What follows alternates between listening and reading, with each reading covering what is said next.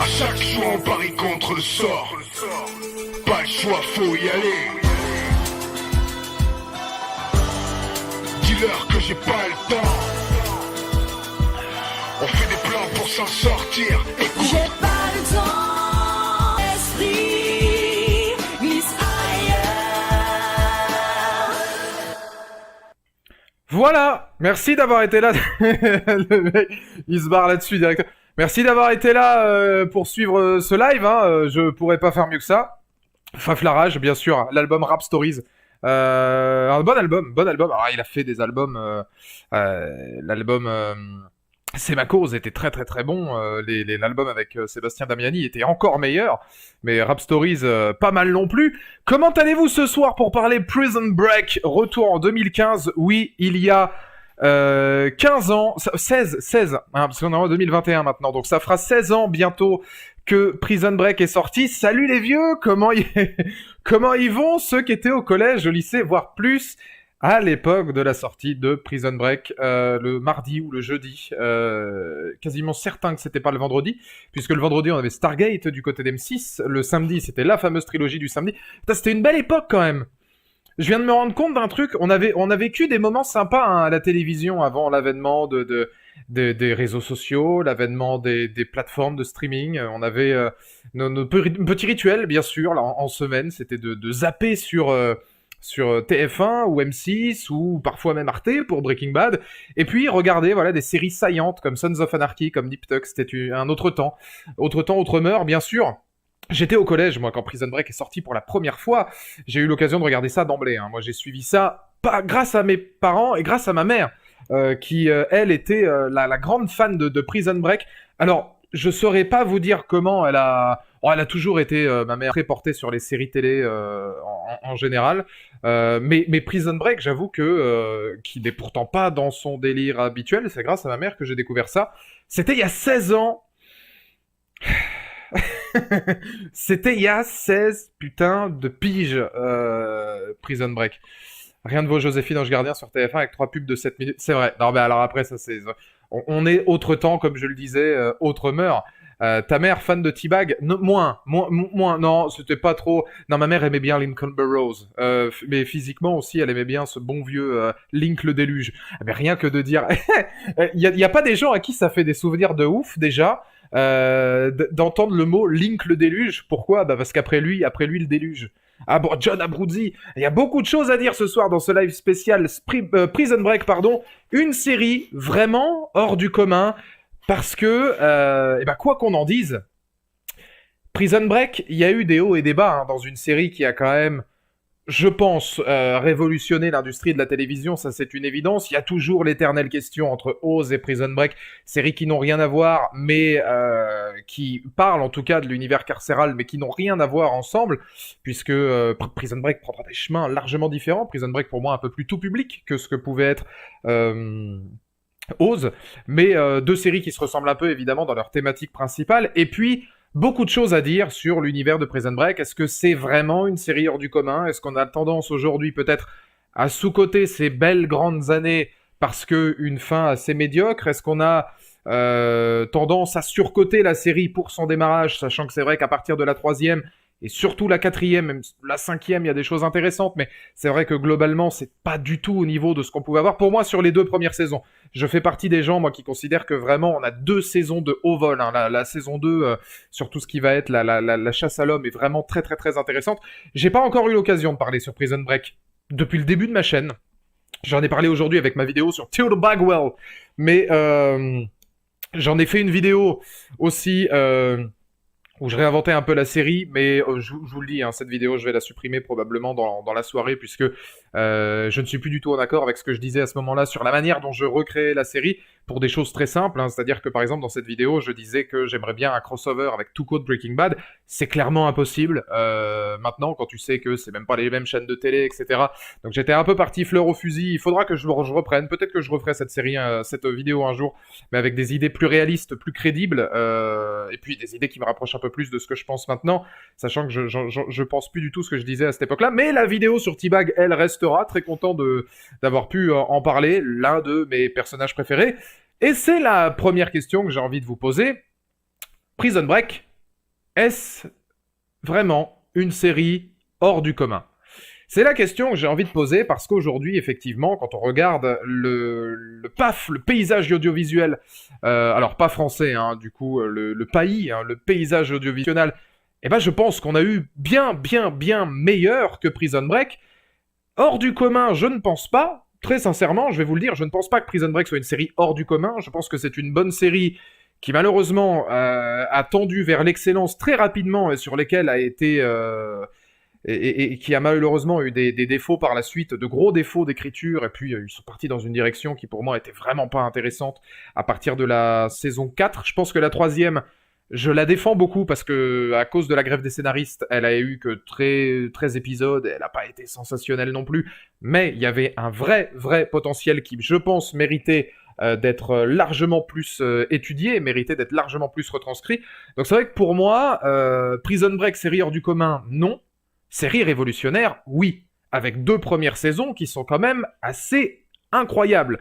Sur le fond et sur la forme. Ce qu'ils ont réussi à faire en termes de mise en scène, c'était quand même assez improbable. Et ce qu'ils ont réussi à faire sur le fond, avec ne serait-ce que ce pitch, et puis apporter l'univers carcéral, entre guillemets tout public pour tout le monde, après un concept quand même très fort comme ça, je pense que c'est une série qui a marqué son temps. C'est vrai que c'est une série qui est assez novatrice, qui innove énormément dans beaucoup de choses, et qui apporte une vraie... alors là, on va revenir saison après saison, hein, mais là, je vous explique le côté révolutionnaire de la chose.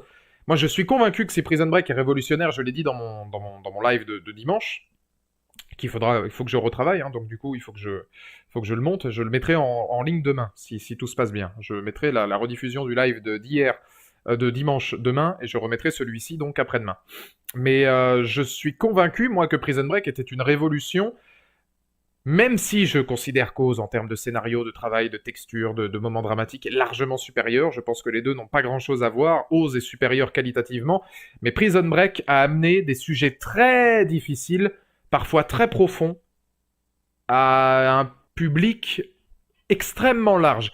Et je pense que ça, c'est une révolution, parce que ce système-là, ce scénario-là, ce script, la manière dont ça va s'inclure là-dedans, et puis toutes les thématiques qu'il y a dans Prison Break, réussir à emmener ça à un public de mon âge à l'époque, hein, qui était au collège, c'était pas évident.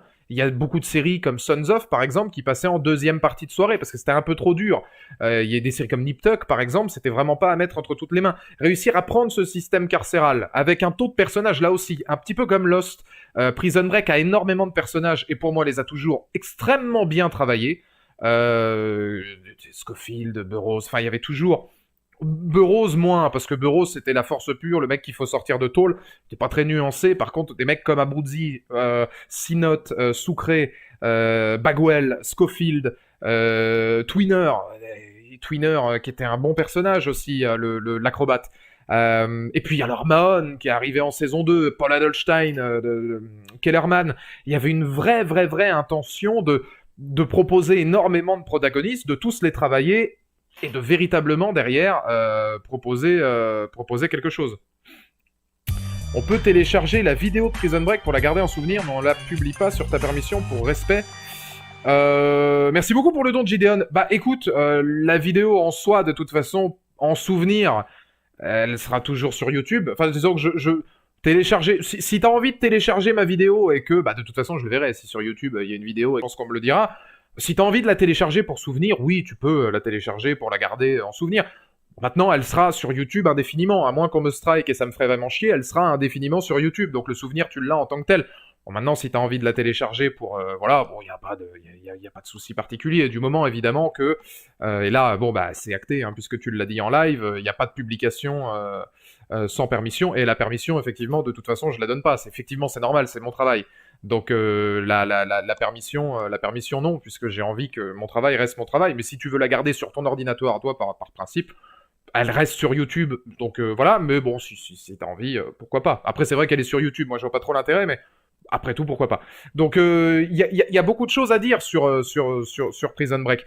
Et c'est vrai que quand on voit l'intégralité des saisons, on a tendance à voir une série qui part un petit peu décrescendo, et puis qui va aller d'un premier acte que j'ai trouvé excellent à un deuxième tout aussi bon. On a moins l'effet de surprise. Et effectivement, le fait de se mettre... dans la peau d'une chasse à l'homme, ah bah, quand tu t'appelles Prison Break, c'est vrai que du coup l'univers carcéral, est-ce qu'on n'aurait pas pu en faire 2 saisons? Est-ce que 2 saisons c'était peut-être un peu de trop après, parce que c'était à l'époque 24 épisodes, il fallait le tenir quand même, hein, des séries de 24 ou 25 épisodes, ou 22, non il y en a 22 dans la saison 1, 22 épisodes, bon c'est long, hein, c'est l'ancienne dynastie des séries télévisées, aujourd'hui on ferait plus ça. C'est une vraie prouesse, je pense, d'avoir réussi à inclure autant de personnages, à inclure une vraie dimension narrative et réussir à projeter sur autant d'épisodes un simple principe de je suis ton frangin, j'arrive dans une prison pour te sortir de là. Le constat en fait de Prison Break n'est pas révolutionnaire dans son scénario, mais c'est tout ce qui va, toutes les branches. C'est-à-dire que la branche principale pour moi de Prison Break, c'est je suis Scofield, je te sors de tôle.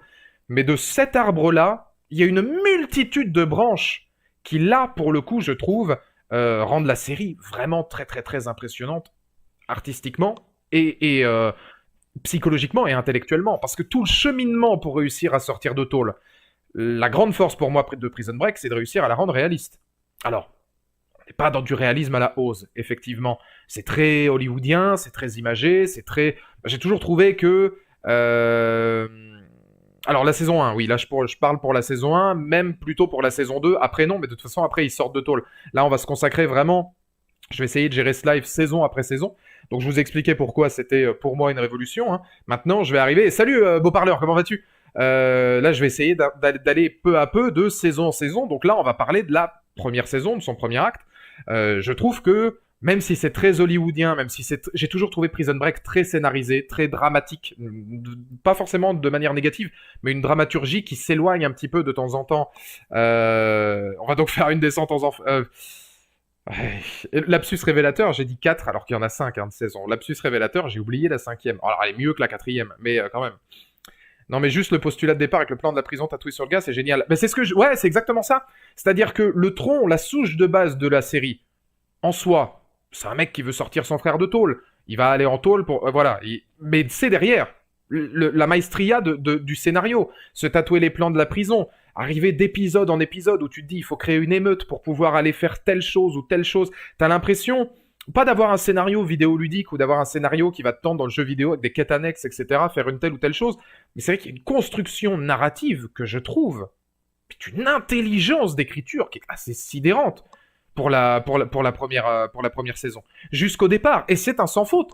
C'est un sans faute, puisque si tu considères la saison autour de ce tronc avec toutes ses branches, c'est-à-dire des branches de développement de personnages, il y a un épisode qui est alors entièrement, vous me direz dans le chat si j'ai tort, j'ai envie de vous dire entièrement, mais je suis pas sûr, parce que peut-être que dans l'épisode, on a quelques thématiques qui se passent dans la... Comment dire dans la vie actuelle. Mais je suis quasiment certain que quasi l'intégralité de l'épisode est en flashback. Et il y a énormément de segments et de moments où on va aller dans la psy, leur pourquoi ils sont arrivés dans la prison, que j'ai trouvé très intéressant. C'est le genre d'épisode pour moi qui est une vraie plus-value pour apporter une construction narrative, je trouve, au scénario. Les personnages sont attachants, Pour la plupart, on adore les détester. Pour d'autres, à l'époque par exemple, je pense que T-Bag n'est pas un des personnages qu'on va avoir dans le cœur. Hein. C'est pas un personnage pour qui on aura de l'empathie. Mais plus ça... Et encore, non, c'est à partir de la...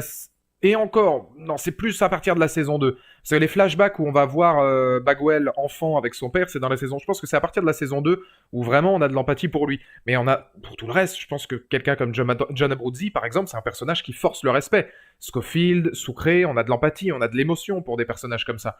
Et en amener autant dans un univers carcéral où ils sont quand même tous en tôle pour une raison... Alors après, il y en a quelques-uns, des raisons plus difficiles que d'autres. Hein. Sucré entre guillemets, c'est pareil, hein, l'histoire de Sinote, je la trouve très belle aussi, pour le vis-à-vis de sa famille, etc.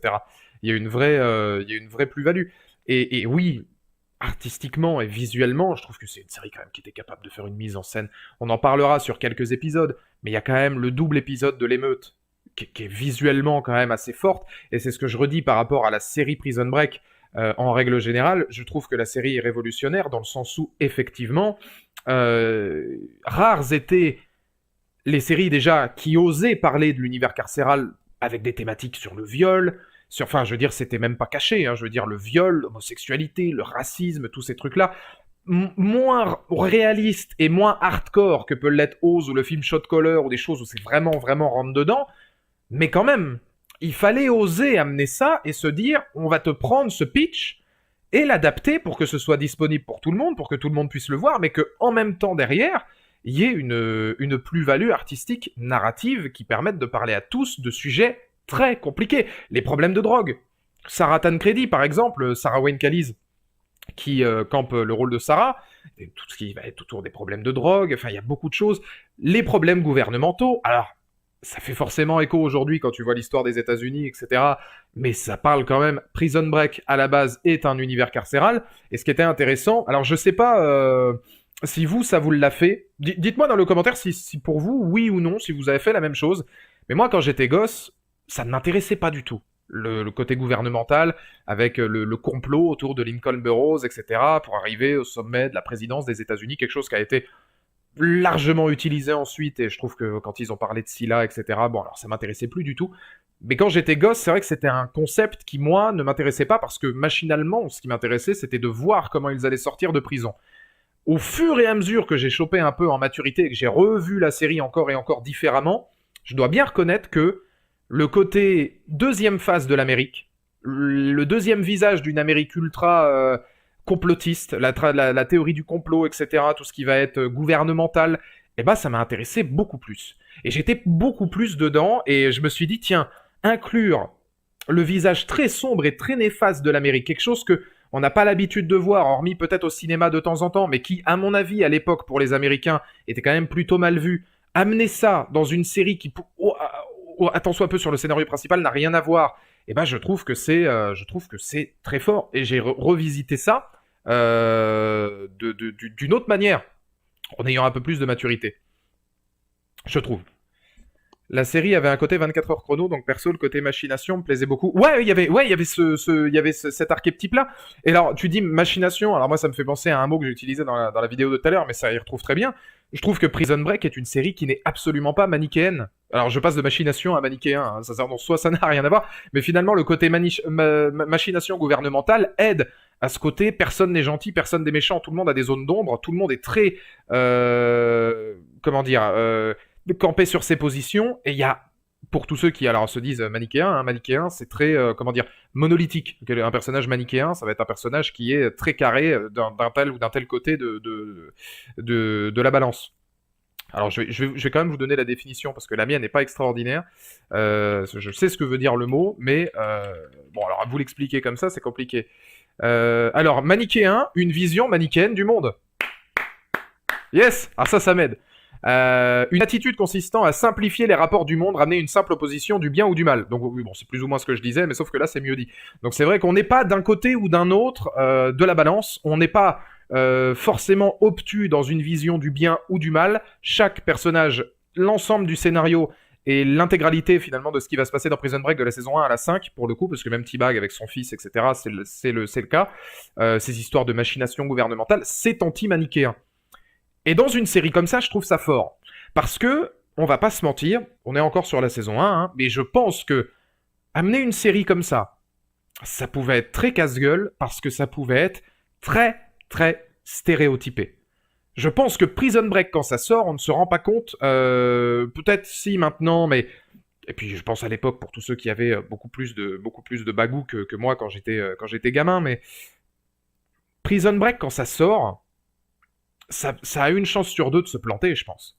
Parce que si c'est moins bien écrit, si c'est moins subtil, si les personnages sont moins travaillés, s'ils ont moins de zones d'ombre ou de lumière pour les antagonistes, à un moment donné, c'est juste le stéréotype de l'archétype, de l'archétype, de l'archétype de ce qu'on a déjà vu avec l'univers carcéral, les mecs moches et méchants, et puis les gars super gentils qui sont là par accident et qui vont essayer de se barrer. Sauf que là, non, ça n'a rien à voir. Là, on est sur quelque chose de beaucoup plus complexe, de beaucoup plus déchirant, et qui va... et ouais, qui est un travail d'écriture qui, pour moi, relève largement le niveau. Et puis par la suite, avec par exemple un personnage comme Mon, que j'ai juste là, lui, pareil, campe un personnage qui a des zones extrêmement difficiles, qu'on va considérer comme un génie presque du crime, hein, parce que c'est un génie du FBI, ben alors le mec n'hésite pas à tuer, enfin il a des grosses zones d'ombre, un vrai antagoniste qui fait des choses pas très catholiques, mais qui pour le coup a une part d'humanité qui est, je trouve, géniale. Et tous les personnages ont une part d'humanité qui est sidérante, même T-Bag. Alors ce sera dans les saisons suivantes, mais T-Bag est un être humain qui a quand même un background qui est terrible, quoi. À la base, même la première saison n'était pas prévue, c'était une mini-série. Ah, attends, je vais revenir parce que t'avais dit un truc là-dessus qui pouvait être intéressant, alors que moi, pour le coup, je savais pas. À la base, cela devait être une mini-série. Vu le succès, ils en ont fait une saison complète, d'accord. Vu le succès, ils en ont fait 2, et là, on tient au miracle. Puis la grève des scénaristes. Ouais. Bah ouais. Grève des scénaristes qui n'a pas aidé une saison 3 qui, pour moi, aurait pu être vraiment très intéressante. Je tiens quand même à le souligner. Parce que là, le troisième opus avait un réel potentiel complètement gâché. Hein. Je pense que clairement, le plus gros fist-fucking que nous a mis Prison Break, ça reste Whistler. Toute une saison pour ça, je me dis, ah, les mecs. Ah ouais, putain, la douille. Ah non, ça c'est... Ou même Lechero. Hein. Lechero, personnage génial, mais qui a aucune ampleur, hein, qui a aucun aura, quoi. Je veux dire, le mec, il a pas le temps de s'exprimer, il a pas le temps de développer quelque chose. Et pourtant, moi, j'ai de l'affection pour cette saison 3, parce que je suis d'accord avec A.B., je la trouve pas si mal. Je la trouve pas mal, la saison 3, compte tenu de la grève des scénaristes, compte tenu du bordel que ça a été, de tourner, d'écrire, d'enregistrer. Je pense que c'est une saison qui a un vrai fort potentiel. On y reviendra quand on parlera de la saison 3. Pour l'instant, on reste encore dans la saison 1, mais on y reviendra. Moi, je pense que la saison 1 de Prison Break apporte quelque chose de très très très novateur. Ça apporte quelque chose de nouveau qui restera indélébile dans l'univers de la série. Il y a eu un avant et un après Prison Break. C'est pas pour rien que de toute façon Prison Break sort en même temps que Lost et que pour moi les années, enfin à 1 ou 2 ans près, hein, que les années 2004, 2005, 2006 sont vraiment charnières. Quand je dis charnière, c'est charnière parce qu'on a des séries, on n'imagine pas les séries qu'il y a pu y avoir à cette période-là. Mais même en règle générale, les années 2005, 2010, de 2004 à 2010, 2011, on a quand même Sons of, Lost, Prison Break, Nip Tuck, Breaking Bad, Walking Dead. C'est des séries qui ont vraiment aidé à pousser, à refaçonner la télévision. Alors il y avait Les Sopranos déjà de Wire, mais Les Sopranos de Wire, Oz, c'est des séries chefs-d'œuvre. Pour moi, Les Sopranos, Wire, Oz, c'est au-dessus d'un bon paquet des séries que je viens de citer là, peut-être à l'exception de Breaking Bad, mais c'est au-dessus. Mais la différence, c'est que Les Sopranos de Wire et Oz, c'est pas tout public. C'est ça la grande différence. Les Sopranos de Wire, Oz, jamais c'était diffusé sur 1 heure de grande écoute en France. C'était pas... Il fallait aller chercher, fallait connaître.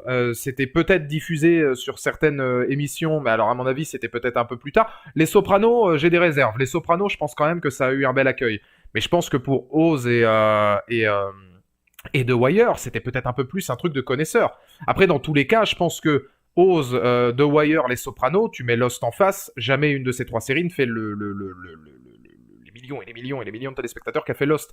Ce qu'a fait Lost, Prison Break, et même Walking Dead aux États-Unis, Breaking Bad, parce que Breaking Bad a mis un peu plus le temps, mais on est sur des séries qui refaçonnent un petit peu le genre en proposant des thématiques complexes, en proposant des enjeux difficiles, des thématiques dures, et en les mettant à 1 heure, je le dis, et c'est pour ça que c'est pour moi une révolution, tout public.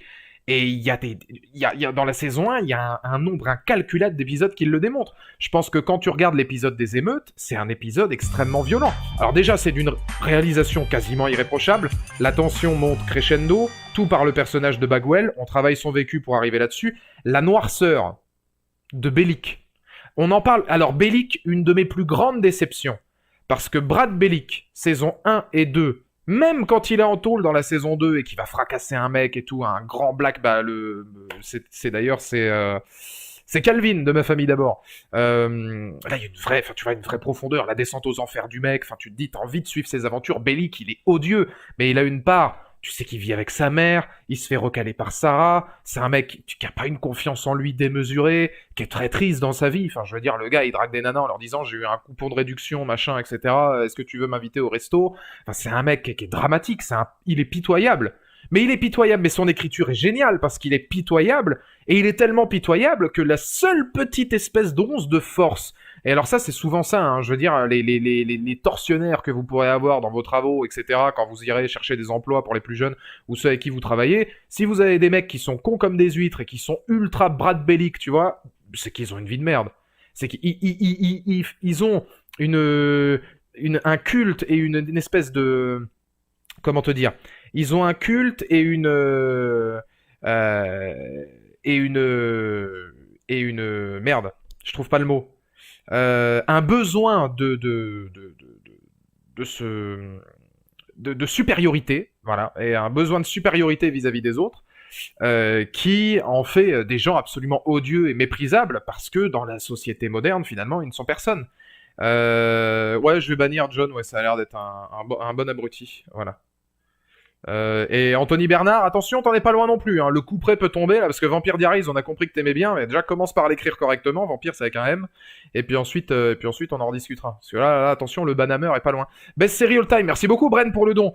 Best Série All Time, j'irai pas jusque là, mais c'est vrai que c'est quand même une série qui parle à beaucoup de gens. Subjectivement, comprendre que ce soit la série préférée de beaucoup de gens.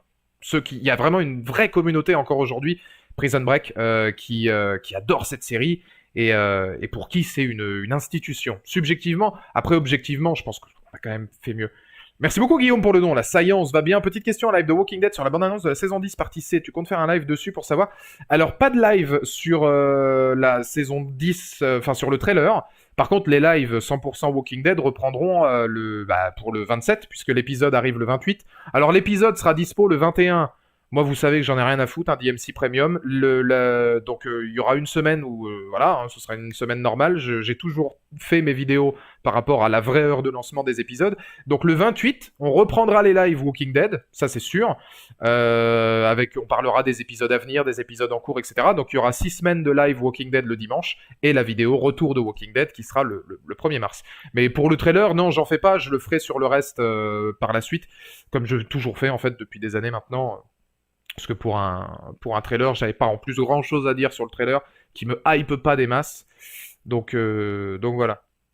Après, il y en a qui comparent Prison Break et la Casa des Papel. Ouais, non, mais il y en a qui comparaient Lost à la Casa des Papel aussi, les gars, parce que, soi-disant, la Casa des Papel avait une écriture de personnages similaire. Déjà, les mecs, le jour où la Casa des Papel aura l'écriture des mecs de Lost, moi, Valou Artworks, je ferai un live nu, et pas sur YouTube, sur Twitch, pour être sûr d'être banni, je vous le dis, parce que c'est une honte de dire ça quand on a vu Lost, ou alors c'est des gens qui n'ont pas vu Lost, mais juste comparer la Casa des Papel et Prison Break, c'est juste parce que t'as deux génies, donc ils se disent, il y a le professeur et il y a Michael Scofield, lequel est le plus intelligent. C'est des choses, mais qui n'ont rien à voir, c'est comme si je te disais, tiens, bon exemple, Ma Famille d'abord et Malcolm. C'est le débat absolu de... oh là là, quelle est la meilleure série entre Malcolm mais c'est même pas la même chose. Malcolm est une série, l'autre c'est une sitcom. Ça n'a rien à voir. Les propos sont différents, le contexte est différent. Malcolm est brillant au possible. Je préfère Malcolm. J'allais dire, ma famille d'abord, c'est un humour que peut-être des gens peuvent trouver plus drôle parce que c'est plus gag, mais je veux dire, c'est plus gaguesque. C'est l'héritage de ma famille d'abord, c'est l'héritage du Prince de Bel-Air, c'est l'héritage du Cosby Show, c'est très afro-américain, c'est ça qui est top. Mais ça n'a rien à voir avec Malcolm. Faut arrêter de comparer toujours des trucs comme ça. Alors la Casa des Papel et Prison Break, moi quand j'entends ce genre de comparaison, je me dis mais donc deux mecs sont intelligents, donc je veux dire, les gars, je vous fais un test de QI. Demain, on va faire un live. Val Wortworks, Fit Einstein. C'est le mec qui a un melon. Le mec qui a un boulard. Ben oui, bien sûr, parce que moi, vous le savez que je suis un demi-dieu. Donc voilà, mais c'est pas comparable du tout. Ça a rien à voir. Ça a rien à voir. Mais enfin, la Casa des de toute façon, vous connaissez mon amour inconditionnel pour la Casa des Papel, hein, donc on va pas en parler outre mesure. Mais voilà. Moi, je pense que la fin de Prison Break a vraiment créé quelque chose. Et il y a des scènes quand même qui sont assez emblématiques. Il y a des scènes qui sont quand même assez cultes. Moi, je pense que... Alors, il y a parmi les scènes qui m'ont marqué dans Prison Break, il y a eu tout l'arc autour de l'émeute. Il y a un épisode aussi que j'aime beaucoup, ça se termine sur du Massive Attack, sur Teardrop de Massive Attack, où ils sont sur le point de partir. C'est un épisode ou deux où il va y avoir où ils se souviennent de leur flashback. Ils sont tous en train de se préparer dans leur cellule. Je sais pas si vous vous souvenez de cette scène. Et il y a Teardrop de Massive Attack qui est en train qui se diffuse. Et tu vois la psychologie des mecs. Tu vois que là, ils jouent leur vie. T'as Charles Westmoreland qui est blessé, qui a qu'une envie, c'est de, je crois, retrouver sa fille. T'as Susan Hollander, tu vas voir les autres où ils sont focus sur... Et je trouve qu'en termes de mise en scène, c'était visuellement et spirituellement très beau à regarder. Donc franchement, je trouve ça très pertinent. Mais c'est des choses qui sont toujours très intéressantes, je pense, dans des séries comme ça.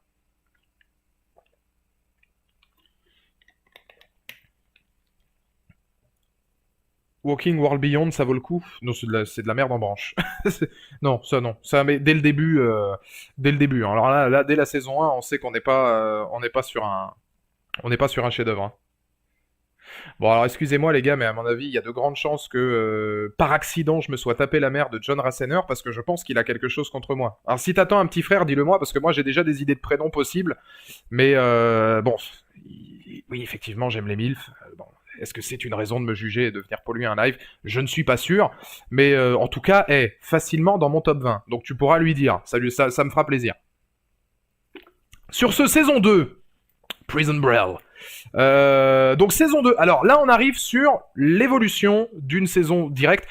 On pouvait peut-être imaginer qu'une série comme Prison Break, à un moment donné, allait faire durer le suspense. Alors là, moi, je sais pas comment dire. Je sais pas si ça aurait été très pertinent, mais réussir à faire sortir, je pense. Je vais vous poser la question directement. Franchement, je vous pose la question directe. Est-ce que pour vous, parce que ça, c'est vrai, on passe de la saison 1 à la 2. Est-ce que la saison 2, à vos yeux, aurait été intéressante si on était resté dans l'univers carcéral? Est-ce qu'il fallait les faire sortir dès la saison 1? Ça, c'est déjà potentiellement une question qui peut être intéressante, parce que je pense que ils ont pas pris, justement, ils ont suffisamment bien étudié le scénario pour ne pas faire durer ça pendant des semaines et des semaines et des années et des années, des saisons et des saisons. Coucou Walking Dead. Ils ont pas trop étiré leur champ. Ils ont fait ça rapidement, en 22 épisodes, c'est quand même beaucoup, hein. Si on était là actuellement dans l'ordre logique des choses, c'est une série qui aurait fait 2 saisons pour pouvoir sortir, parce que on a plutôt des séries de 10-12 épisodes maintenant. Donc moi je pense que c'était le bon moment, à la fin de la saison 1, pour sortir, pour ne pas perdre le spectateur, pour ne pas, pour ne pas tirer trop en longueur. Je pense qu'ils avaient peut-être plus grand chose à raconter, à mon avis, sur l'arc principal qui était de sortir de prison. Donc ça aurait été, je pense, à mon avis, trop long. Mais d'un autre côté, y a la saison 2 qui débarque, et la saison 2, elle a fait beaucoup parler d'elle. Vraiment, elle a quand même fait beaucoup parler d'elle. Merci beaucoup Guillaume pour le nom, merci de m'avoir répondu. Val, c'est top, mon personnage préféré c'est T-Bag et le frère de Lincoln. Donc Michael Scofield, j'espère une saison 6, il faut continuer cette série. Alors malheureusement, ça a été annoncé qu'il n'y aura jamais de saison 6, donc ça c'est acté. Et ouais, pour éviter de me casser trop les burnes, j'annonce au Jarl Tokoi Ironcock qu'il vient de passer modérateur. Donc si tu vois John ou la maman de John du coup dans le chat, n'hésite pas à balancer ça directement. Mais j'ai rien d'autre à faire, c'est mon c'est mon beau. Celle-là je la laisse, elle est rigolote. C'est mon beau-père. Celle-là je la laisse, elle est marrante. Ça va, c'est drôle. Ça, il regagne un peu de galon. Celle-là par rapport à ce que j'ai dit tout à l'heure, bon, il a du second degré. Donc ça va, c'est drôle. C'est drôle. Mais bon bref, donc la saison 2, la saison, moi la saison 2 je l'aime énormément. Clairement, je trouve que c'est une saison qui use de tout ce qu'elle a fait jusque maintenant, en faisant d'ailleurs quelques rappels pertinents, c'est-à-dire que il y a quand même Brad Bellick qui va se retrouver en prison, on va avoir quelques épisodes avec Henry Pop, on va découvrir la destinée aussi d'Henry Pop et puis beaucoup plus sur l'homme quand Scofield va retourner le voir. Donc on garde quand même une sorte de léger état d'esprit, de légers moments qui peuvent rappeler la saison 1. On garde cet univers un tant soit peu carcéral sur certains moments, mais on va étudier la psychologie de tous les protagonistes à l'extérieur. Donc forcément, là, tout ce qui avait été étudié dans son premier acte, qui étaient des choses passées sous silence, hein, c'était des flashbacks, c'était des moments très courts quand la nana de Sucré allait venir le voir, avec Sinote qui téléphonait à sa famille, etc. Toutes les dualités et toutes les choses qui avaient été introduites dans la saison 1 seront délogiquement. Ça donne des épisodes qui, pour moi, je trouve, sont extrêmement bons, mais d'un autre côté, on a une évolution au-delà de l'action, au-delà de la mise en scène et au-delà de la chasse à l'homme, une vraie évolution narrative des personnages. Et ça, c'est intéressant. C'est intéressant parce que dans une série comme ça, pour moi, c'était exactement ce qu'il fallait faire. Il fallait arriver là-dessus et amener, je pense, de nouveaux personnages emblématiques. Parmi les nouveaux personnages emblématiques, on va avoir un Paul Kellerman radicalement différent. Grosse dédicace à Paul Adelstein, hein, qui est un acteur que j'aime beaucoup. Vraiment très très très bon en Paul Kellerman dans les 2 premières saisons. Alors après, il revient, mais enfin bon, pour ce qu'on le voit, je vais pas trop en parler. Mais dans les 2 premiers actes, je trouve que la dualité de sa 2e saison, quand il est complètement dupé par le système, etc., et ben ce côté révolutionnaire, revanchard, je le trouve extrêmement pertinent. Et évidemment, la masterclass, c'est Alex Mahone. Il y a une profondeur, une richesse comment dire, il y a une richesse psychologique dans ce personnage extrêmement torturé. Je sais pas si vous, ça l'a fait, mais clairement, moi, Mahone, j'ai eu de l'affection pour lui immédiatement. Alors certes, et il y a des moments poétiques. Je veux dire, la mort de Charles Patochik. Là où je vous dis que pour moi, la saison 2, elle est bonne, c'est que Charles Patochik, on en a pas parlé dans la saison 1. Parmi les meilleurs moments de la saison 1, c'est tout l'univers dans l'hôpital psychiatrique aussi. C'est glauque, c'est dérangeant, c'est soft, parce que c'est Prison Break, donc il faut que ça reste entre guillemets convivial, tout public, donc je trouve que c'est encore assez soft, mais c'est beaucoup plus sombre, et je trouve que le rôle de Charles Patochik est vraiment pertinent.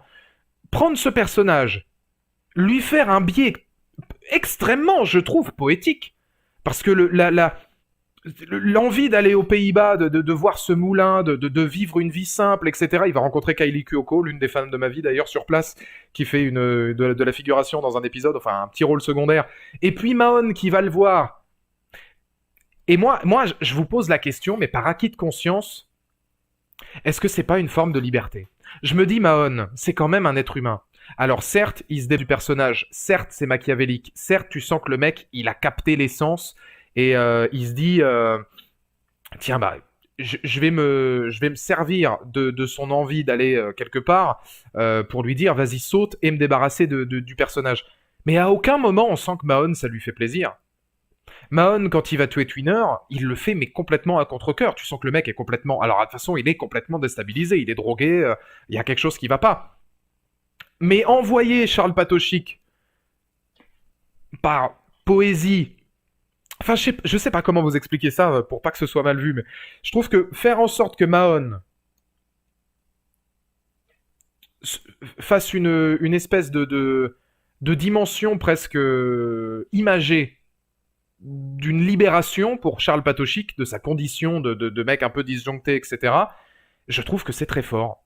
Parce que je trouve que ça offre une mort qui est extrêmement tendre à un personnage qu'on n'aurait jamais imaginé tendre, ou en tout cas dont on n'aurait jamais imaginé avoir de l'empathie. Moi, Charles Patochik, bon, honnêtement, je m'en foutais, quoi. Je trouvais le scénario intéressant par rapport à ce qu'il faisait avec Scofield, mais globalement, ça m'intéressait pas des masses. Par contre, voir sa disparition, alors qu'on aurait pu penser que c'est un gag, globalement, c'est ça qui est fort. Le mec, globalement, c'est un gag. Il se met des cartes sur un vélo pour la faire tourner. Alors, il veut partir parce qu'il voit une photo de la Hollande, il veut partir en Hollande, enfin, c'est n'importe quoi. Et t'arrives et tu te dis, tu lui donnes une fin quand même qui est belle. Alors, poésie, moi, c'est dans la fin, dans la manière dont ça a été fait. La mise en scène, la musicalité, le fait de lui dire tu veux aller en Hollande, bah vas-y, c'est presque une libération psychologique. Moi, j'ai vu toutes ces choses-là. Alors, c'est de l'interprétation. Là, pour le coup, c'est de l'interprétation. Vous êtes libre ou non de penser, parce que je peux comprendre qu'on le trouve pas trop. Mais chez Mahon, je trouve qu'il y a plus que simplement un être tordu. Il y a quelqu'un de profondément malade. Pour moi, Mahon est malade. Il est pas tordu. Et il a une idée en tête, il a quelque chose à faire, il a un aspect professionnel, et il fera rien tant que tout ça n'est pas réglé. Et il a un professionnalisme qui le rend complètement fou. La lisière entre la folie et la maladie, parfois. Hein. Est-ce que la folie est une maladie? Ça, c'est des choses, voilà, radicalement différentes. Merci beaucoup, Bren, pour le don. Ils ont commencé à se perdre dans le scénario fin saison 2. Alors, fin saison 2... Ouais, extrême fin saison. Et encore, moi je trouve que la fin de saison 2 est plutôt intéressante, et la manière dont on amène le plutôt pas mal. Moi je pense qu'en fait, aujourd'hui on a tendance à se dire qu'ils se sont perdus en fin de saison 2, parce que la saison 3 en fait a eu un scénario catastrophique, parce que grève des scénaristes et que c'était pas possible de faire autrement. Donc je pense que tu vois, comme on a vu l'étendue des dégâts par la suite, on est arrivé à la saison 2, on s'est dit, ça commençait peut-être déjà à être une écriture qui tendait vers quelque chose qui était pas bon. Mais d'un autre côté, moi je défends encore la saison 3, je pense que ça aurait pu être très bon si on leur avait donné le temps, et malheureusement ça n'a pas été fait. Un spin-off d'Abruzzi, un souhait inachevé. Merci Wino pour le don. John, l'un des meilleurs personnages. Alors on fera une petite catégorie personnage à la fin, je vous donnerai Prison Break. Mais John Abruzzi était effectivement là-dedans. John Abruzzi, je pense que clairement, c'est un personnage que j'ai tendance à avoir trouvé sous-coté. J'aurais aimé le voir plus. Sa fin est superbe. Je ne m'agenouille que devant Dieu, et là, je le vois pas. Tu sens que le mec, il a retrouvé sa famille, il a fait un monde honorable.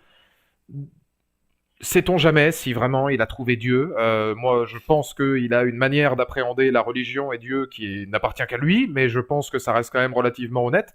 Mais il y avait quand même quelque chose là aussi de très poétique dans son personnage, des vraies fêlures, une vraie faiblesse, mais la force du respect. John Abruzzi, pour moi, c'est le personnage charismatique que l'on respecte. Respecter de ses pairs, respecter des gens dans la prison, de ceux à qui il accorde du respect. Pas évidemment Théodore Baguel, non, hein, mais pour tous les autres, je pense qu'il y a du respect mutuel entre eux. C'est quelqu'un sur qui on peut compter, je pense, qui a un vécu quand même assez explosif. Et John Abruzzi, je pense que j'aurais aimé le voir plus. Et là, on est en plein dans la saison 2, mais même si sa mort, pour moi, est belle, je trouve que j'aurais aimé le voir plus. Il avait un tel potentiel que j'ai été très surpris de le voir disparaître si rapidement. Je trouve qu'il a disparu très très vite par rapport au script que j'aurais pu imaginer d'un tel personnage. Abruzzi et son duo avec T-Bag, c'était magique. Ah ouais, le duo avec le duo. Mais alors, ça, c'est la force de toute façon c'est la force de la série en règle générale, et ça a été fait dans plein de significations différentes. Mais le duo Sucré-Scofield, le duo Scofield-Burroughs, évidemment, même le duo T-Bag-Sucré, le duo T-Bag-Scofield, le duo T-Bag Abruzzi. Le jeu d'intellect entre Mahon et Scofield est pertinent. Je trouve qu'en termes d'évolution de personnages et la manière dont ils vont coexister ensemble, et dont certains duos vont être vraiment des fers de lance de la belle écriture de la série, il y avait quand même quelque chose de très fort. Là où d'autres personnages, je trouve, menaient leur barque en solo. Le duo, vraiment, la maestria psychologique et d'intelligence, parce que c'est deux génies. Hein. Mahon est un génie quand même. Entre Mahon et Scofield, c'est assez fort. Mais d'autres menaient leur barque en solo. Sinotte, globalement, t'as pas un duo atypique avec Sinotte. Sinotte, il mène sa barque seul. Il marche seul, comme l'aurait dit... j'ai envie de dire Balavoine, mais c'est pas Balavoine. Et j'ai envie de dire Jean-Jacques Goldman, mais c'est sûrement pas Jean-Jacques Goldman qui marche seul dans les rues où il y a personne. Il marche seul. Je connais même pas les... C'est qui chante ça? Je ne dirai plus rien tant que je n'aurai pas la réponse. Ça m'intrigue. Je marche seul. Ça, Tokoi, il doit connaître parce qu'il a une âme de baryton. Il a une âme de chanteur. Ah si, c'est Goldman. Eh, dis donc, je m'y connais en musique française. Alors, il y a quoi? Eh ouais, je connais mes classiques. Goldman, Jul, G, comme on l'appelle, G. Jonah Jameson, Jean-Jacques Joule. Mais d'accord, c'est Jean-Jacques Goldman, ok. Quoi de neuf, Blanche-Neige? Réplique culte aussi, hein. Il y a beaucoup de répliques cultes dans la série. Ah bah, quoi de neuf, Blanche-Neige, Gueule d'ange. Gueule d'ange pour Scofield aussi, forcément. Mais il y a des personnages qui forcément vont être amenés à avoir des thématiques en solo. L'acrobate, la mort de l'acrobate, je trouve, est une des plus difficiles à regarder parce que c'est aussi vachement bien vu, mais il va passer par tout un tas de dimensions différentes. Le rôle de l'acrobate, saison 1, il essaie de se faire une place dans la prison, il s'y prend mal. C'est un mec qui est totalement à côté de la plaque, littéralement. C'est un gamin quand il arrive là-dedans. Il va finir par se vendre vis-à-vis de Bellic. Les frites dans le milkshake, ça m'a toujours perturbé, cette scène-là. Comment on peut mettre des frites dans un milkshake? Peut-être que c'est bon, mais moi, sucré-salé, c'est impossible. Et puis, il va y avoir toute cette dichotomie où, par rapport au personnage qu'il va y avoir autour de lui, on sent une réelle volonté de bien faire, on sent une réelle volonté... Il a une réelle humanité, c'est quelqu'un de bien. D'ailleurs, le mec meurt quand même parce qu'il a volé des cartes de baseball, quoi. C'est quand même triste. Enfin, tu te dis, putain, c'est... Et malheureusement, c'est un reflet de société parce que beaucoup, certes, peuvent terminer en prison pour des actes horribles et puis beaucoup se retrouvent en tôle et vont totalement subir parce que globalement, c'est des gens bien et que... ils vont être martyrisés pour des choses insignifiantes au possible, même Sucré, je veux dire, il aurait jamais tué personne, ça reste de l'ordre de l'insignifiant. Je me souviens qu'il y a certaines scènes où même à la fin, il est limite pote avec le mec à qui il va voler la thune, parce que il demande juste toujours 100 balles. Enfin, tu sais, c'est Sucré, il est trop honnête. C'est, je vais te demander 100 euros. Ah non, j'ai pas besoin de plus. Non, mais garde ta caisse. Ouais, c'est juste 100 balles. J'ai pas besoin, c'est pour lui acheter un truc, et puis c'est tout. Il y a juste une fois où il dit, bon, là, je vais peut-être... Allez, je veux faire plaisir à ma meuf, c'est mon mariage, donc limite, il l'aurait invité à son mariage après le mec. Donc c'est des personnages humains qui sont vachement intéressants, parce qu'ils rentrent en complète opposition avec des Bagwell, des Abruzzi, des... Putain, puis il y a pire dans cette... l'espèce de grand ultra costaud, là, avec des poils partout, qui va... C'est une belle définition du personnage qui va violer Twinner parce qu'ils vont faire couchette ensemble, où Twinner va lui couper le sexe purement et simplement, c'est des choses qui arrivent. Mais putain de série quand même. Comment il va le Cinédi? Ah ouais, non, mais c'est sur certaines saisons, là on parle des 2 premières pour l'instant, c'était quand même quelque chose de pas mal. Avocado, voilà. Tu lis l'horreur à des personnages humains, et c'est ça qui rend la série vachement intéressante. C'est qu'au final, l'humanité... Mais alors n'importe quelle série, de toute façon, bien écrite, fera la même chose. Tu regardes même une série comme Walking Dead, l'humanité de Tyrese, le regard de Tyrese dans l'église face à Rick, c'est du caviar, c'est du 5 étoiles, parce que tu sais que l'humanité naissante de l'un fait face à l'agressivité et l'horreur de l'autre. Et alors là, évidemment, dans une prison... C'est quand même d'autant plus probant. Donc t'arrives là-dessus et tu as un personnage qui change, qui évolue, qui mène sa barque en solo, qui retrouve une nana qu'on pourrait carrément juger en à peine une rencontre de femme de sa vie dans la saison 2. Il se fait récupérer par Mahon. Et il y a quelque chose, dites-moi dans le chat si vous pensez, mais il y a un respect entre les deux. Pour moi, comment dire, il y a vraiment une... Je pense que Mahon respecte Twinner. Pour l'audace, pour la façon dont il va aller voir cette femme, pour l'humanité et l'extrême tristesse qu'il va finir par avoir. Mahon est quelqu'un, je pense, d'extrêmement respectueux vis-à-vis des autres. Il a un respect extraordinaire pour Scofield, le génie absolu. Je pense que Mahon est peut-être quelqu'un, peut-être même de jaloux de Scofield, de l'intelligence que ce mec-là peut avoir. Quand Bellic se retrouve avec Avocado en cellule, le karma à son maximum. Ah ouais, non mais ça c'est pareil. Non mais voilà, ça fait partie du charme de la saison 2 que je disais tout à l'heure, mais il y a des scènes... Il y a des scènes... En termes d'empathie, j'aime beaucoup cette expression d'image affect. L'image affect, c'est quand le spectateur est obligé, c'est un terme cinématographique, hein, c'est quand le spectateur est obligé de faire un choix, quand il y a une prise à partie, une mise en abîme si forte que le spectateur devient presque acteur, mais surtout est obligé de faire un choix. Et là, tu dois être obligé d'avoir cette image affect vis-à-vis de certains personnages où ouah, tu vois Bellic en tôle, putain, tu te dis, ça va donner quelques moments quand même. J'aimerais pas être à ta place. J'aimerais pas être à ta place. Et ça fait écho à tout le génie, à tout le génie de l'évasion. Hein. Enfin, je veux dire, toutes les séquences. On n'en a pas parlé dans la saison 1, mais même dans la saison 1 et dans la saison 2, je trouve que c'est quand même assez fort à être souligné. Le génie de la mise en place de la tension, il faut quand même en parler 5 minutes. Il y a une mise en place du stress quand ils vont sortir. À l'extérieur, dans la saison 2, une mise en place du stress sur la chasse à l'homme. Tout le long des 2 premières saisons, on est le souffle coupé à se dire mais qu'est-ce qui va se passer? Où est-ce qu'ils vont terminer? Est-ce que ça va pouvoir sortir? Et puis on est pris à contre-pied par des twists et des retournements de situation où on se dit là peut-être que ça va fonctionner pour eux, mais pas du tout. Et moi j'aime bien cette évolution, j'aime toutes les évolutions de la saison 2. De Bellic qui va comment dire, retrouver son pote de cellule là, qu'il avait fait virer dans la saison 1 et puis finir avec Mahon dans le bureau et puis alors quand je dis finir avec Mahon dans le bureau évidemment rien de sexuel hein, c'est dans le FBI hein.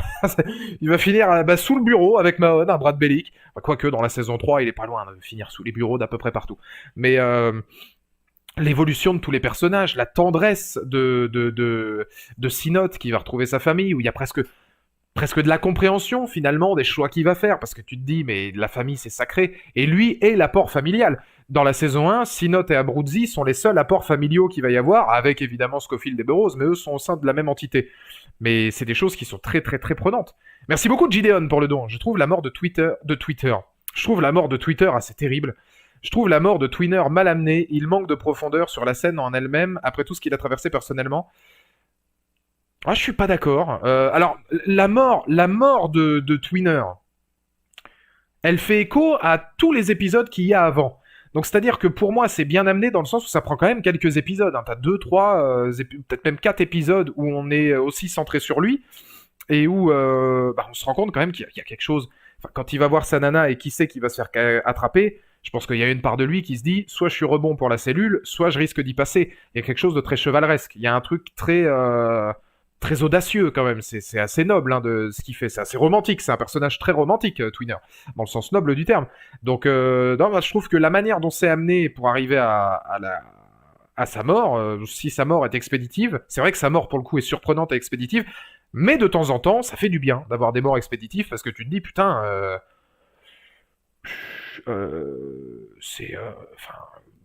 je m'y attendais pas, quoi. Je m'y attendais pas. Et dans Prison Break, il y a pas mal de morts comme ça. Je veux dire, même la mort de Patochik, hein. Tu t'attends pas un instant à ce que Patochik disparaisse au début de l'épisode. Tweener, encore moins. Il y a beaucoup d'épisodes comme ça qui vont le relever. Dans la saison 5, Paul Kellerman. Paul Kellerman, tu te dis, mais... Ah bon? Déjà? D'ailleurs, le mec, il est même pas... Mais bon, lui, c'est plutôt du côté négatif de la chose, parce que je pense que... Quand même, il y avait mieux à faire avec lui dans la saison 5.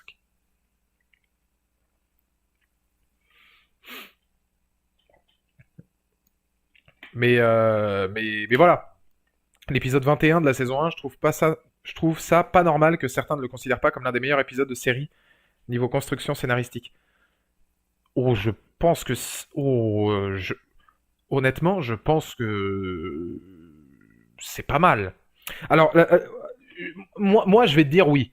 Je pense que Prison Break, épisode 1, 6, 7, 21...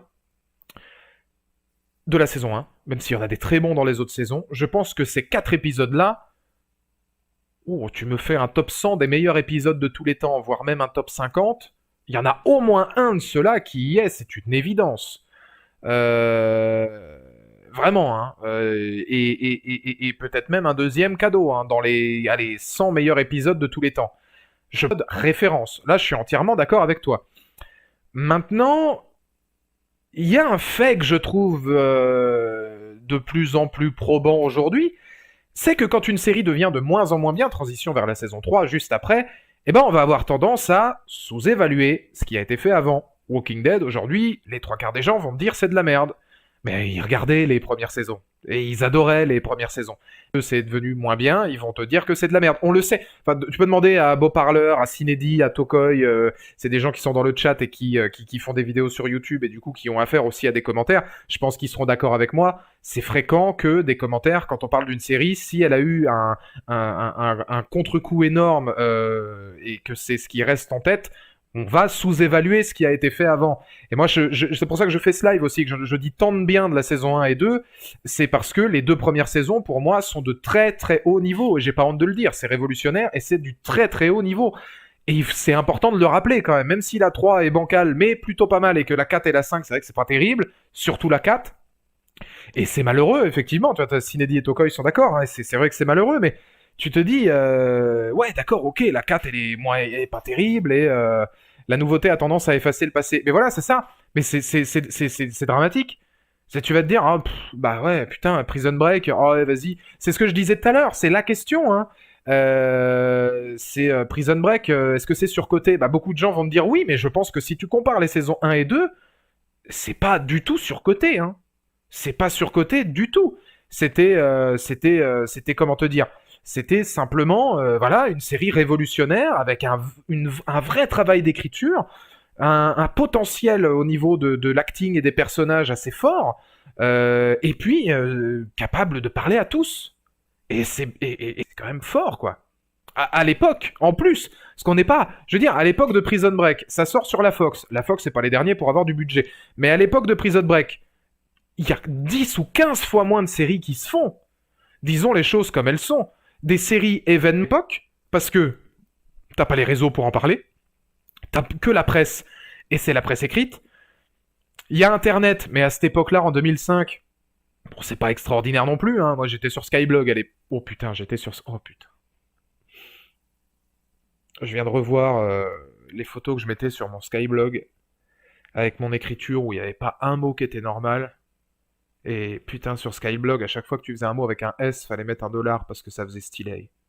Lâche ton com. Pas étonnant que je sois devenu youtubeur. Bon, bref. Et donc, à un moment donné, c'est quand même beaucoup plus difficile je pense à l'époque, d'être un événement. Et ça a été un événement. Et il n'y avait pas les mêmes... On était dans une transition. Moi, je pense que ces années-là sont vraiment de la transition entre les séries post-2005 et les séries après, modernes. Lost, Prison Break, comme je l'ai dit, Sons of, Nip Tuck, Breaking Bad, c'est ces séries qui ont façonné les séries d'aujourd'hui. Et sans Prison Break, on n'aurait pas beaucoup de séries d'aujourd'hui. C'est une évidence. C'est une évidence. Avec la phrase « Le métal s'incline, le rap domine ». Oh là là, non mais... Vaste monde. La VF de Prison Break... et la VF est superbe. Alors là, aucun problème à mettre la VF sur ma vidéo sur Théodore Baguel. Globalement, je fais le sondage dans le chat, on peut le dire, on a quasiment tous regardé en VF quand c'est sorti, et on a tous apprécié la VF. Faut arrêter voilà, les matchs VO, VF, etc. Alors la VO, elles sont pesantes de cacahuètes aussi, hein. Mais globalement, la VF est superbe. La VF est superbe, et clairement, on a tous regardé Prison Break en VF. Parce que de toute façon, à l'époque, en 2005, c'est pas compliqué, on n'avait pas le choix. Donc, alors là, c'est vrai que c'est mieux aujourd'hui d'avoir le choix de la multilingue, mais à l'époque, on n'avait pas le choix, c'était VF. Et putain, ne serait-ce que la VF de T-Bag. Lourd. Prison Break, première série, à télécharger massivement par les gens. Ouais, c'est ce que je dis, ouais, c'est vraiment le... et il y a eu Lost, il y a eu Prison Break, alors même Prison Break, avec le téléchargement, etc., les rattrapages, les trucs, ça a amené quelque chose, voilà, qui est parti dans la suite moderne qu'on connaît aujourd'hui. Mais ouais, c'est quand même assez fort. Et c'est important de le noter. C'est important de le noter et de pas rester uniquement focalisé sur « Oh bah ouais, putain, les dernières saisons sont pas ouf. » Parce que voilà, aujourd'hui, Prison Break, c'est limite... Enfin, je suis désolé, mais j'ai l'impression qu'aujourd'hui, Prison Break, c'est limite une série has-been quand il pense.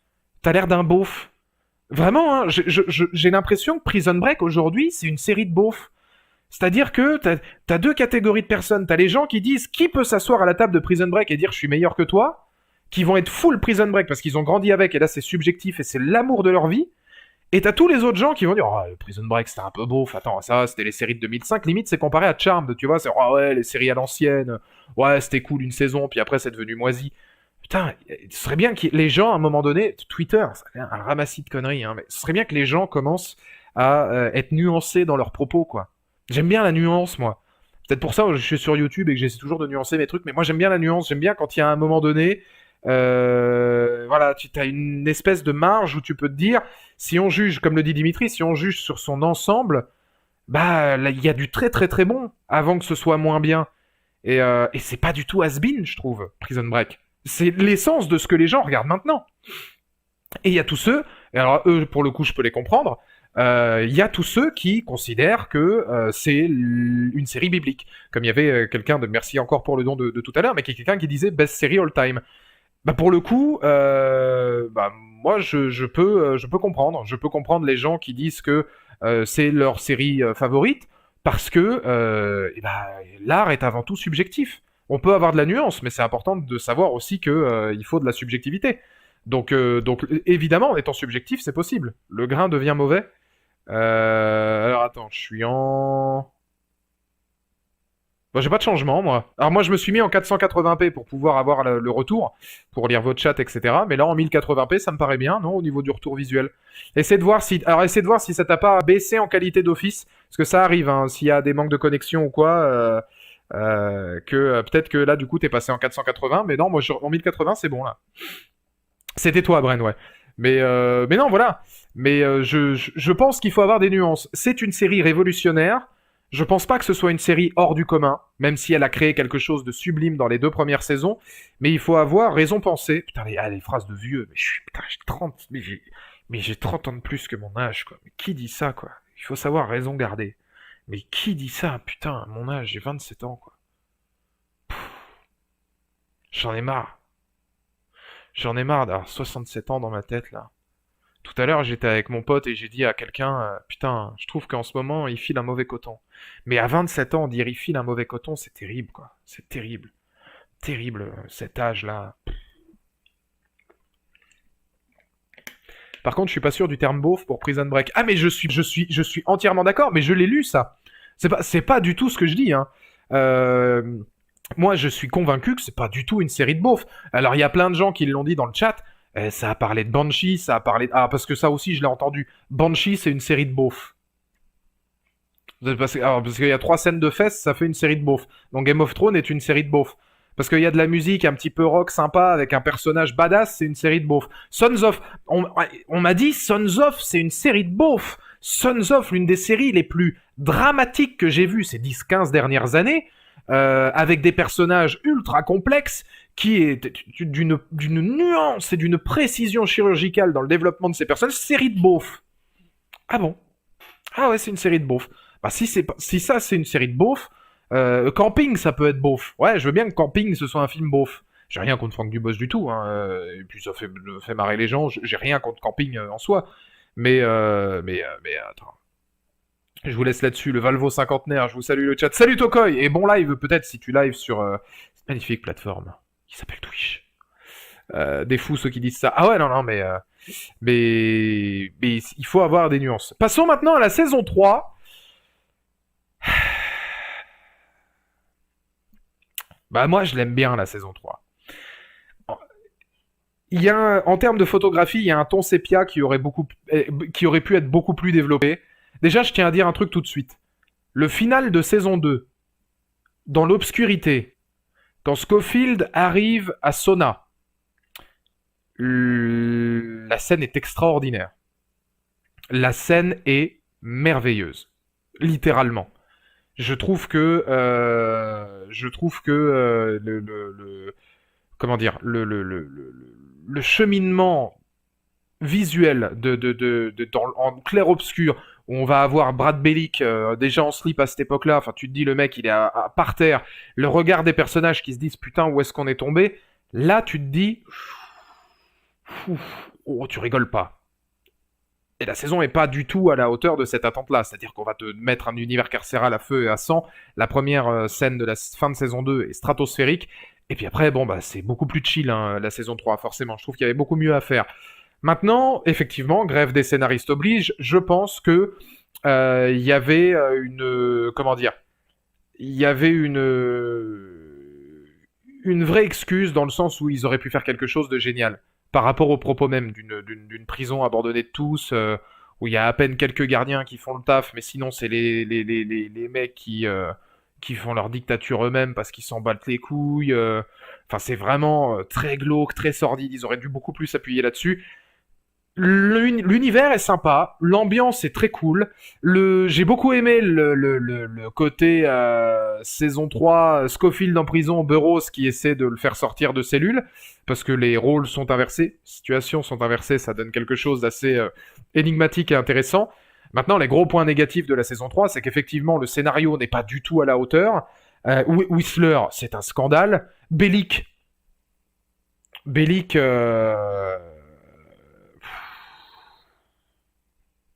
c'est une honte. Mais vraiment, hein, c'est une honte.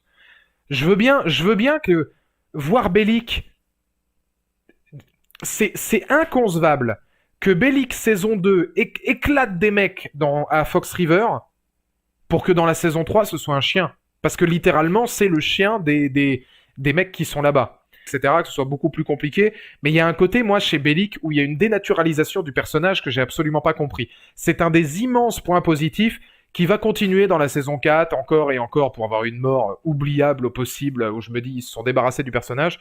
Moi, je suis assez d'accord avec Beauparleur, hein, sur la saison 3 est plutôt cool, mais ils ont remplacé des persos sur un coup de tête pour en faire venir certains de nulle part. Et logiquement, comme Mahon, on le retrouve déjà un peu dans la saison 2, saison 3, saison 4. On remplace des personnages pour en amener d'autres. Il y a des mecs qui sont là, et puis finalement, on va les mettre. Mais à partir de la saison 3, et après la 4 et la 5, il y a même des choses, moi, qui m'ont étonné, mais je sais que Burroughs, entre deux saisons, il est avec des meufs, et après, il est avec d'autres meufs, et on s'en bat les couilles de t'expliquer. Je crois que Burroughs, dans la saison 3, 4, 5, me semble-t-il qu'il se fait la femme de Whistler, et puis après, il a une autre meuf, et dans la saison 5, il a encore une autre meuf, et tu te dis, mais alors qu'il avait Véronica dans les premières saisons, enfin, ça ne rime strictement à rien, et c'est une saison, un personnage, et après, on va aller on s'en fout. Lincoln, une saison, une meuf. Ah ouais, non mais c'est ouf. Mais il n'y a pas de développement, en fait. J'ai rien contre le fait qu'il se farcisse la moitié de la population, grand bien lui fasse. Mais je veux dire, il n'y a pas d'explication, il n'y a pas de dramaturgie, il n'y a plus rien.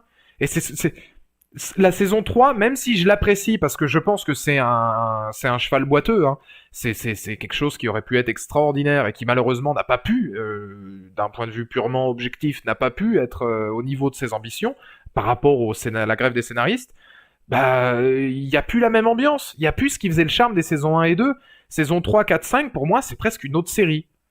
Ça a plus la même saveur. Ça a plus la même saveur, ça a plus ça a plus la même consistance, ça n'a plus la même qualité d'écriture. Et même s'il y a des scènes fortes, tout ce qui a déjà été fait de meilleur, je pense, est déjà passé. Il y a des soubresauts de réussite, attention, hein, dans la saison 3, même dans la saison 4, dans la saison 5, il y a des soubresauts qualitatifs. Moi, dans la saison 3, je trouve que amener ça au Panama, c'était une vraie bonne idée. Il y avait des situations intéressantes. Il y avait un réel danger qui pouvait venir de nulle part. Mais, alors, il y a la fausse mort. Ah ouais, alors ça, putain, pareil. La fausse mort de Sarah, c'est probablement d'une facilité scénaristique les plus dramatiques que j'ai vues. Parce que soit elle meurt, et la faire mourir sous silence comme ça, c'est pitoyable. Parce que là, pour le coup, on chie littéralement sur le personnage. Mais la faire revenir, c'est des trucs... Malheureusement,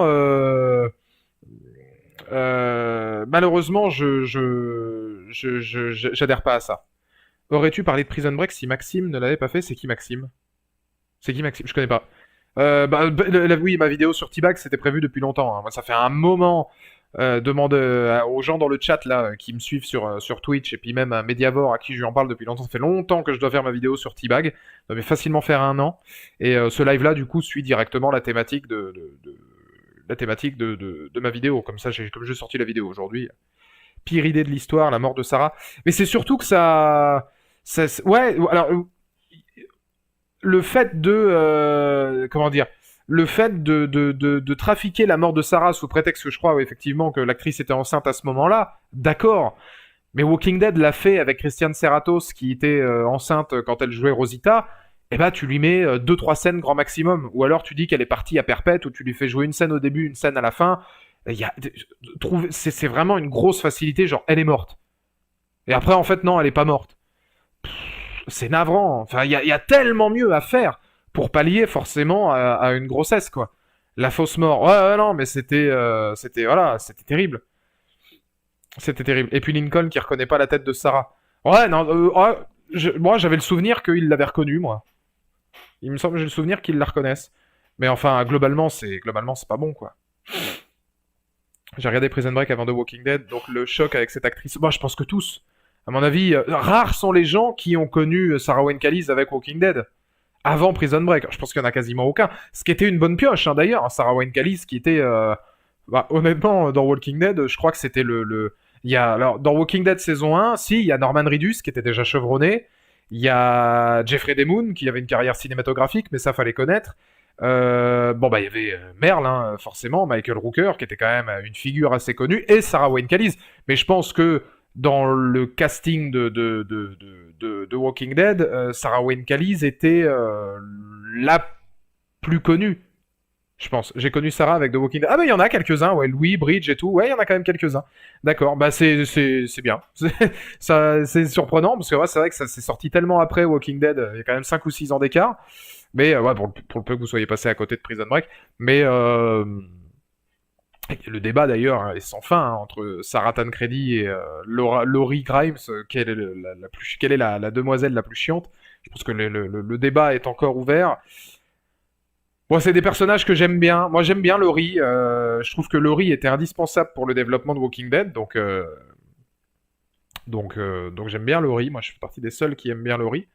Et puis après, bon, bah, Sarah Tancredi un petit peu moins. Mais Sarah Tancredi, je trouve que passer la saison 2, elle a quasiment plus aucun impact. Enfin, le problème de Sarah, c'est que c'est peut-être la seule. Je pense. C'est peut-être la seule qui a une évolution décrescendo. Il y a beaucoup d'évolutions qui vont être ultra pertinentes. Il y a elle et Bellic. Je trouve que Bellic a une évolution qui, à partir de la saison 3, est de moins en moins bonne. Hein, c'est le moins qu'on puisse dire. Et Sarah Tancredi, c'est vrai que passer la première saison et passer les péripéties et le contexte qui fait qu'elle va ouvrir aux autres, bah j'y voyais plus grand intérêt, quoi. C'était l'amoureux transi, l'amour interdit avec Michael Scofield, etc. Bon, je voyais pas trop d'intérêt. Saison 1, Prison Break, saison 2, 5. Ah bah la saison 1 est au-dessus de tout, oui, ça c'est sûr. Mais j'aurais mis la saison 2 quand même avec. Saison 3 et saison 4, je les trouve vraiment pas ouf. Bah la saison 3, la saison 3, elle a des... J'aime bien le trauma autour de Mahon, de lui faire... de le faire d'autant plus sombrer dans la drogue, essayer de racheter ses fautes, se servir de Scofield parce qu'il sait qu'à un moment donné, il est plus en position de force. Fernando Sucre aussi. Fernando Sucre, c'est vrai qu'il a une évolution que je trouve pour être quasiment inexistant dans la saison 5, hein, je crois d'ailleurs. Mais voilà, c'est vrai que c'est dommage. À partir de ce moment-là, on sent qu'il y a une vraie cassure. On sent qu'il y a une cassure. Sucre, pareil, je trouve que tout l'arc scénaristique autour de sa nana, c'était comment? Marie Cruz. Tout l'arc scénaristique autour de Marie Cruz, il s'effondre d'un coup, et tu te dis, mais ouais, mais c'est vrai qu'en termes de scénario, les gars, on dirait que vous passez du coq à l'âne. Oh, l'expression de vieux, encore. Mais putain, mais je vais boire une gorgée à chaque fois que je dis des trucs, mais... C'est pas possible. C'est pas possible aujourd'hui, en 2020, d'avoir 20 ans et dire tu passes du coq à l'âne, merde, quoi, putain. Marie Cruz Delgado, certes. Et ouais, à partir de ce bilan-là, ouais, je pense qu'il y a une vraie... Il y a une vraie cassure. Tu parles comme un puriste. Ah ouais, non, mais... moi, je m'en veux. Ah bah, passer du coq à l'âne, c'est pas... Passer du coq à l'âne, c'est pas full 2021, quand même. On dit passer du coq à l'âne. Ah, j'ai vu ça, mais c'est incroyable. Je passe du coq à light. Ah, c'est une expression qui veut dire que je passe d'un sujet à un autre. Mais Twitter, c'est fantastique. Twitter, c'est facile. Mais moi, je trouve que c'est des choses qui auraient pu être bien mieux développées. En fait, la saison 3, elle a l'ambiance, elle a le climat, elle a le décor, elle a de vraies idées, mais elle va pas au bout des choses. Théodore Baguel avec Lechero, j'en voulais plus. Il y avait une vraie possibilité de faire quelque chose hors norme là-dessus. Et c'est rushé. Mais c'est rushé pourquoi ? Bah, pour la simple et bonne raison que 13 épisodes ou 14. Et puis finalement, tu peux pas tout faire. Hein. Tu as l'habitude de travailler en 24. T'as des scénaristes qui travaillent en 24. T'as des scénaristes qui font la grève des scénaristes.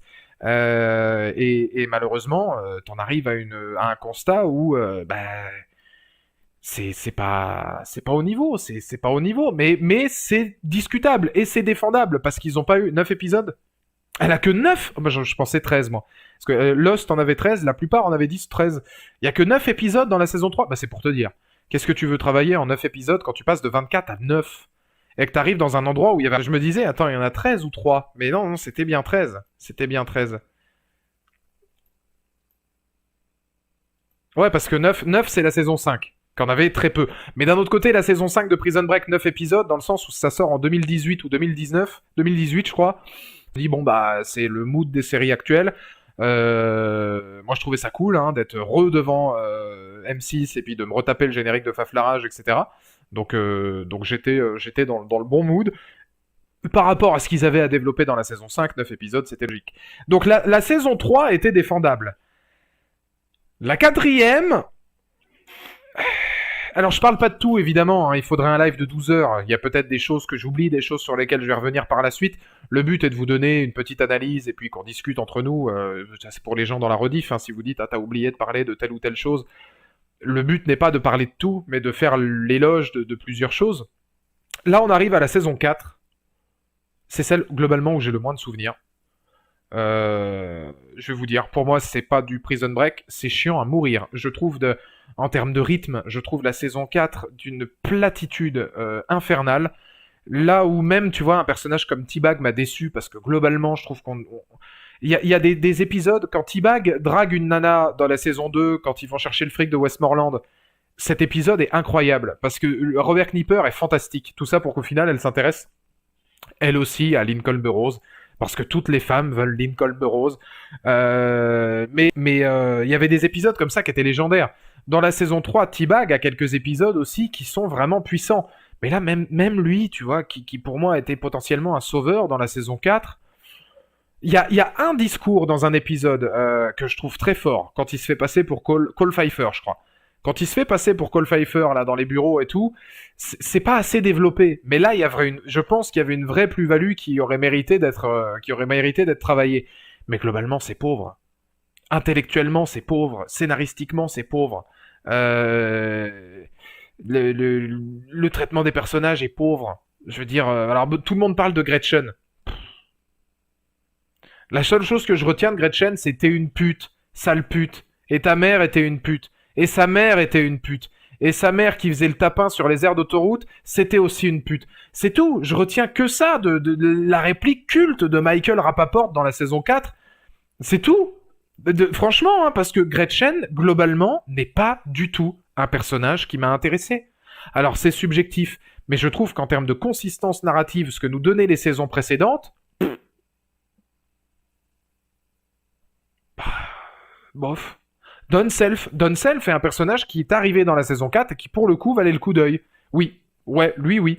Ta chaîne va être supprimée pour toutes ces... Ça va, c'est une réplique de film. C'est le mec, il va se dire non, je me cache derrière le fait que ce soit une réplique. Scylla ou l'intrigue la plus chiante de la série. Ah mais totalement. Totalement. Scylla, c'est tout le truc d'aller récupérer les morceaux de Scylla, les trucs, les machins, les enregistrements, les épisodes à Las Vegas. Il y a quelques scènes qui sortent du lot. La scène de Sucré, qui va draguer un ancien de guerre, un vétéran, que tout le monde pense homosexuel, parce qu'il tous les jours, il ramène un mec, tous les jours en plus, tous les jours, il ramène un beau petit jeune dans son truc. Tu te dis, la vache, est-ce que Sucré va le faire? Comment il va s'en sortir? Et là, le bon vieux twist à l'ancienne, il te sort une espèce de femme. Un espèce de missile sorti de derrière les fagots. Et là, tu te dis, à la place de Sucré, ne serais-je pas en train de vivre le meilleur moment... Mon karma commence véritablement aujourd'hui, les gars. Le karma. Et c'est beau. Mais c'est beau, mais parce que derrière, il y a une musique extra-diégétique qui vaut son pesant de cacahuètes. La scène est indiscutablement comique. Je trouve la scène très comique. C'est un retournement de situation que j'aime plutôt bien. Tu retrouves le Sucré que tu aimes bien, un petit peu gauche, un petit peu maladroit, qui est pas stupide, mais qui a des réflexions un peu en dehors de la matrice quand même. Hein. C'est vrai que Sucré, c'est pas la tête pensante du groupe, mais foncièrement gentil, quoi. Qui se retrouve dans des trucs encore improbables, et voilà. Mais globalement,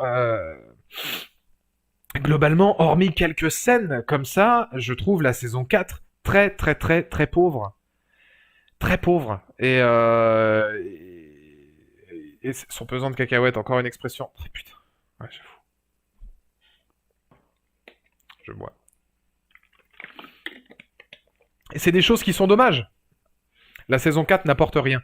Et elle apporte rien, effectivement. Alors, je referai probablement ma vidéo sur réécrire Prison Break. Je pense que ça peut être une vidéo qui est intéressante, à mon avis, à réévaluer quand je me creuserai la tête pour le faire.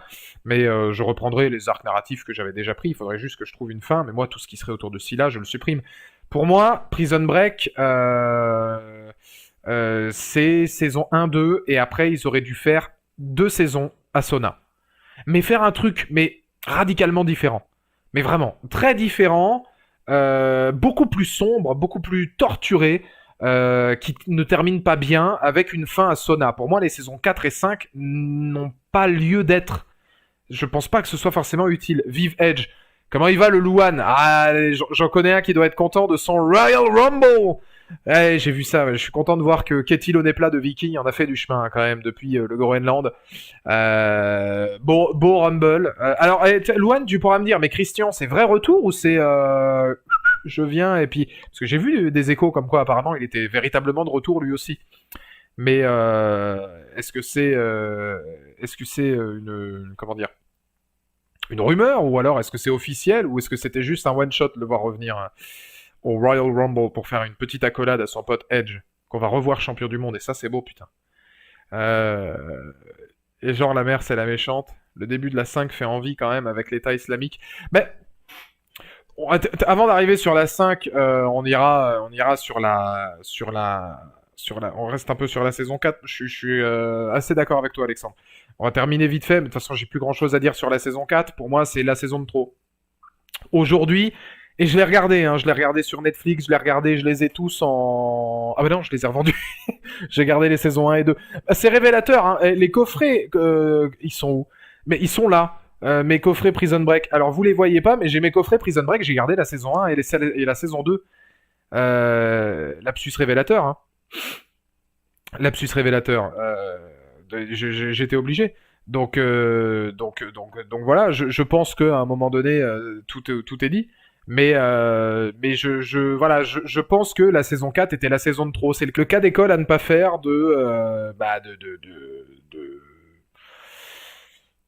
d'aller trop loin, d'avoir une idée et puis de voir un succès, de pousser la corde encore et encore et encore et encore dans des trucs abracadabrantesques, faire revenir. Alors pareil, hein, Paul Kellerman qui revient d'entre les morts, lui qui n'était pas mort du tout.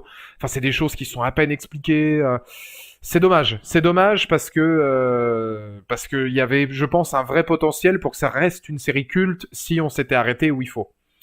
Bah, la saison 6, moi, écoute, de ce que j'ai entendu, c'est Dominique Purcell, un acteur qui joue ce bon vieux Burroughs, qui a dit que la saison 6 ne se ferait pas. Merci beaucoup Darid Ridus encore pour le don. Paul Adelstein a des faux airs d'Anthony Starr, tu trouves pas? Pas vraiment. C'est pas du tout les mêmes mecs. Plus corpulent, Paul Adelstein. Plus costaud, Anthony Starr. Oh ouais, non, pour avoir regardé Banshee, non. Hein? Oh non, je trouve pas plus que ça, ouais. Revenons donc sur la dernière saison, dernier acte de ce live, la saison 5. Bah, la saison 5 qui arrive un petit peu de nulle part, qui arrive des années. Vous me direz dans le chat combien de temps exactement, mais qui arrive des années après la 4e saison. Oh, moi, je la qualifie de saison bonus. Alors, la saison 5, pour rien, enfin, pour autant, ou pour ne rien vous cacher, parce que j'ai mixé un petit peu mes phrases. Eh ben, je trouve qu'elle est meilleure que la 4e. On retrouve une ambiance à la Prison Break, des thématiques d'actualité, notamment sur l'État islamique, etc., le Yémen, des choses qui, on sent qu'à un moment donné, il y a quand même 10 ans qui sont passés depuis la saison 4, et il y a des thèmes beaucoup plus durs, des thèmes d'actualité. Visuellement, je trouve qu'en termes de photographie, de prestance de la série, on se retrouve comme Sona, mais en mieux. Là, on a pris le temps. Il y a du développement de personnages qui sont qualitatifs. Alors il y en a toujours, c'est toujours le fond du trou. Hein. Herman, il a une mort catastrophique. Lincoln Burrows, il est toujours au taquet avec 72 femmes parce que c'est Lincoln Burrows. Je trouve qu'il y a le traitement de Sucré de Sarah Tancredi est plus que minimaliste. Il y a beaucoup d'incohérences. La résurrection de... Enfin, je veux dire...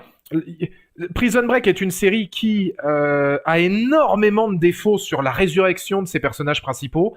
Résurrection de Sarah Tancredi, plus résurrection de Paul Kellerman, plus de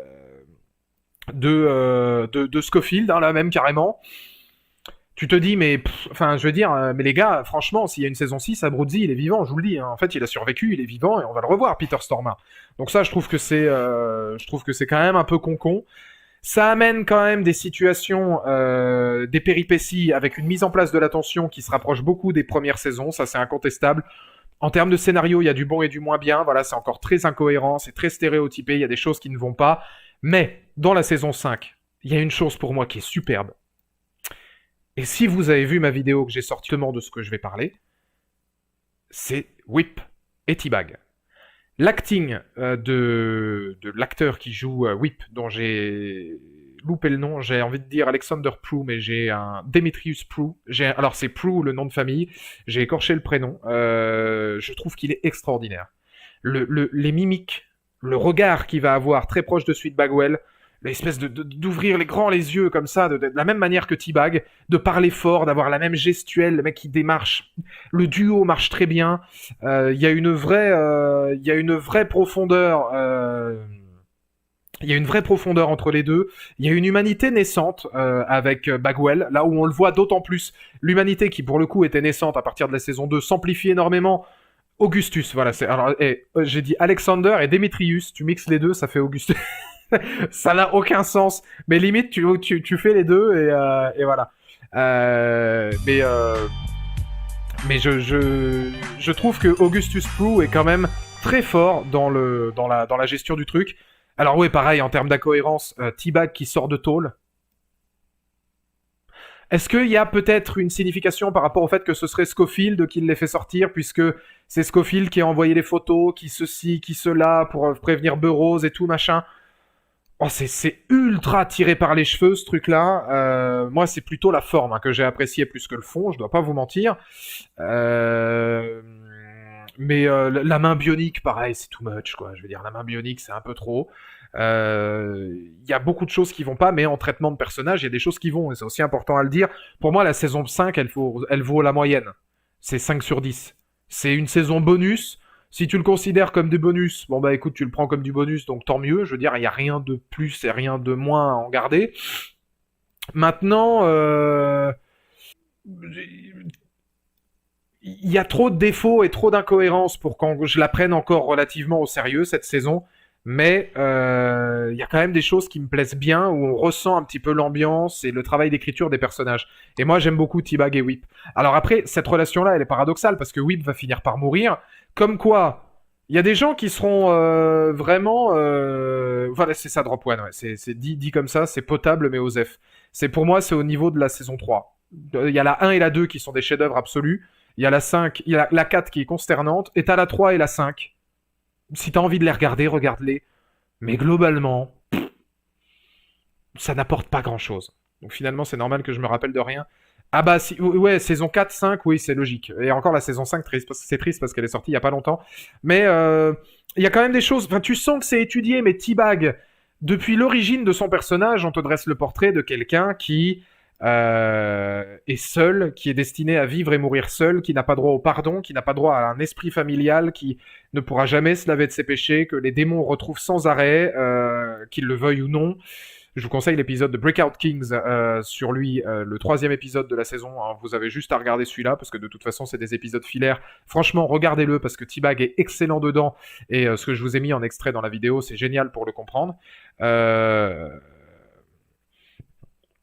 Je pense que toute cette dramaturgie amène au fait que si Whip meurt, eh ben, ça nous prouve encore plus que finalement, il n'avait droit à rien si ce n'est vivre et mourir seul. C'est un homme condamné. Et ça, c'est intéressant. Et c'est des bribes d'écriture comme ça, pour moi, qui sont sympas.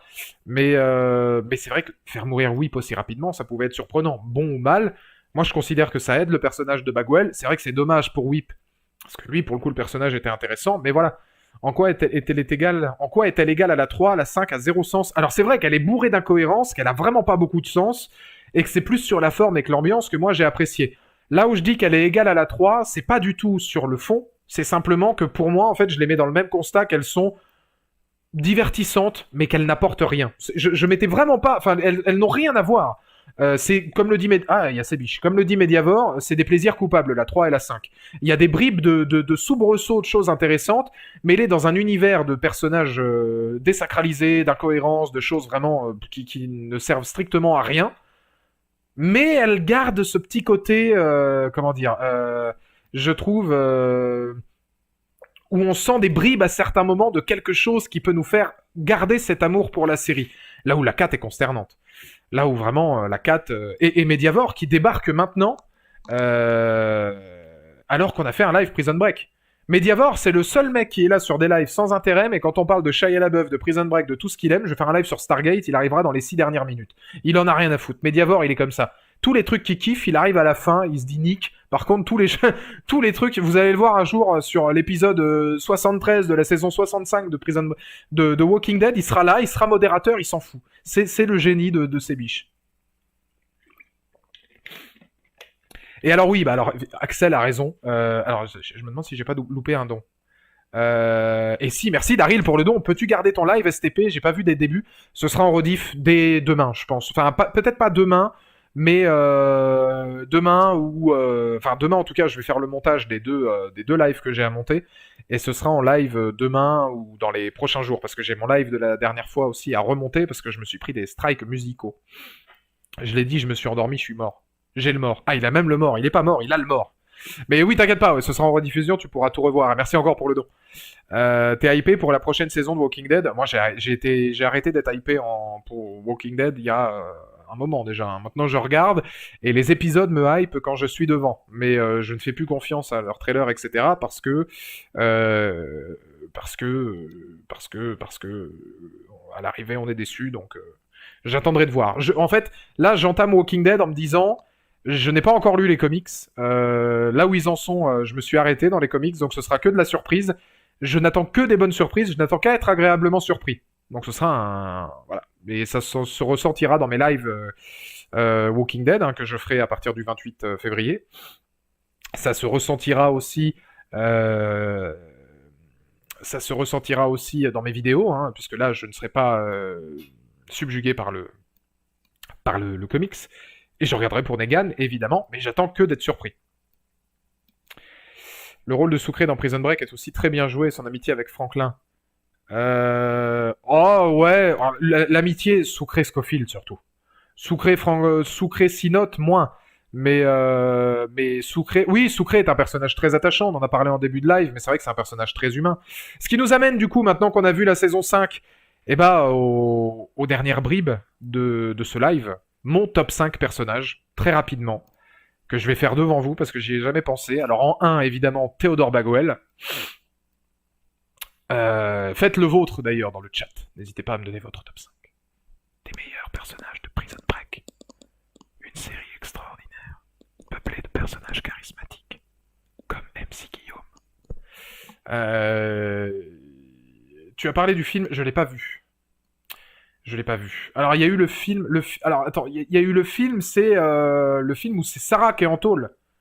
Et j'ai pas regardé parce que voilà. Alors il y a l'interlude rapide. Oui, si vous voulez un avis sur le film de Last Escape ou de Final Break, regardez, ça ne m'intéresse pas. Donc non, je ne l'ai pas vu malheureusement. The Final Break. Premier donc Theodore Bagwell. Je lirai le chat après. Je vais le faire en mon humble conscience. En mon âme et conscience. Parce que ma conscience n'est pas humble. Je m'aime beaucoup. Theodore Bagwell. John Abruzzi.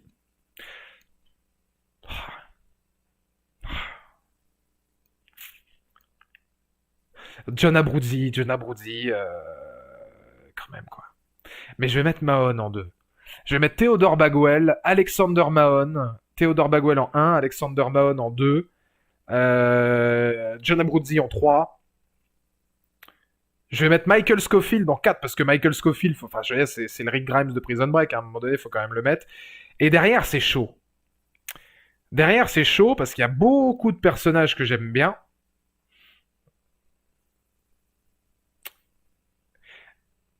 Si Brad Bellick n'avait pas été le Brad Bellick des saisons 3 et 4, j'aurais mis Bellick. Parce que le Bellick des saisons 1 et 2, il est extraordinaire. Mais il y a eu les saisons 3 et 4, et à cause de ça, je peux pas le mettre. Twinner est pas resté assez longtemps, même si je l'aime beaucoup.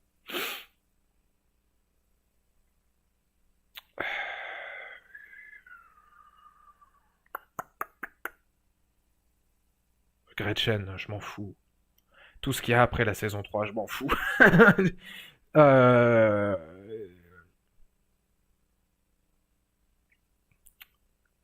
T-Bag, Scofield, Abruzzi, Mahon.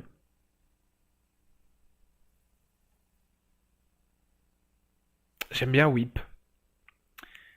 J'aime bien Whip. J'aime bien Whip. Sucré est sympa, mais Sucré, pareil, son évolution m'a vite gonflé à partir de la saison 3. Je vais mettre Whip. Ouais, je vais mettre Whip. J'aime bien Whip dans la saison 5. Et ça fera au... Ah, il y a Kellerman. Ah, il y a Kellerman. Et... Ah, merde, ouais, bah Kellerman. Oui, j'ai oublié Paul Kellerman. Putain, Kellerman dans les 2 premières saisons. Ouais. Et lui, autant son personnage... Ah, il y a Sinote aussi. Et ouais, il y a Sinote aussi qui est pas mal. Sinote, on le voit pas suffisamment.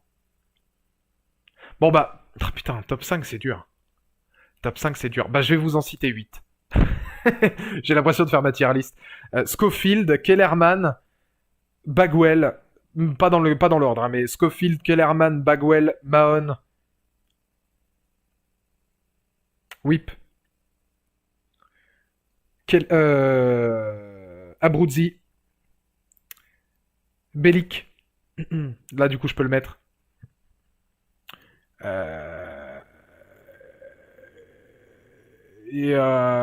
Et Sinote.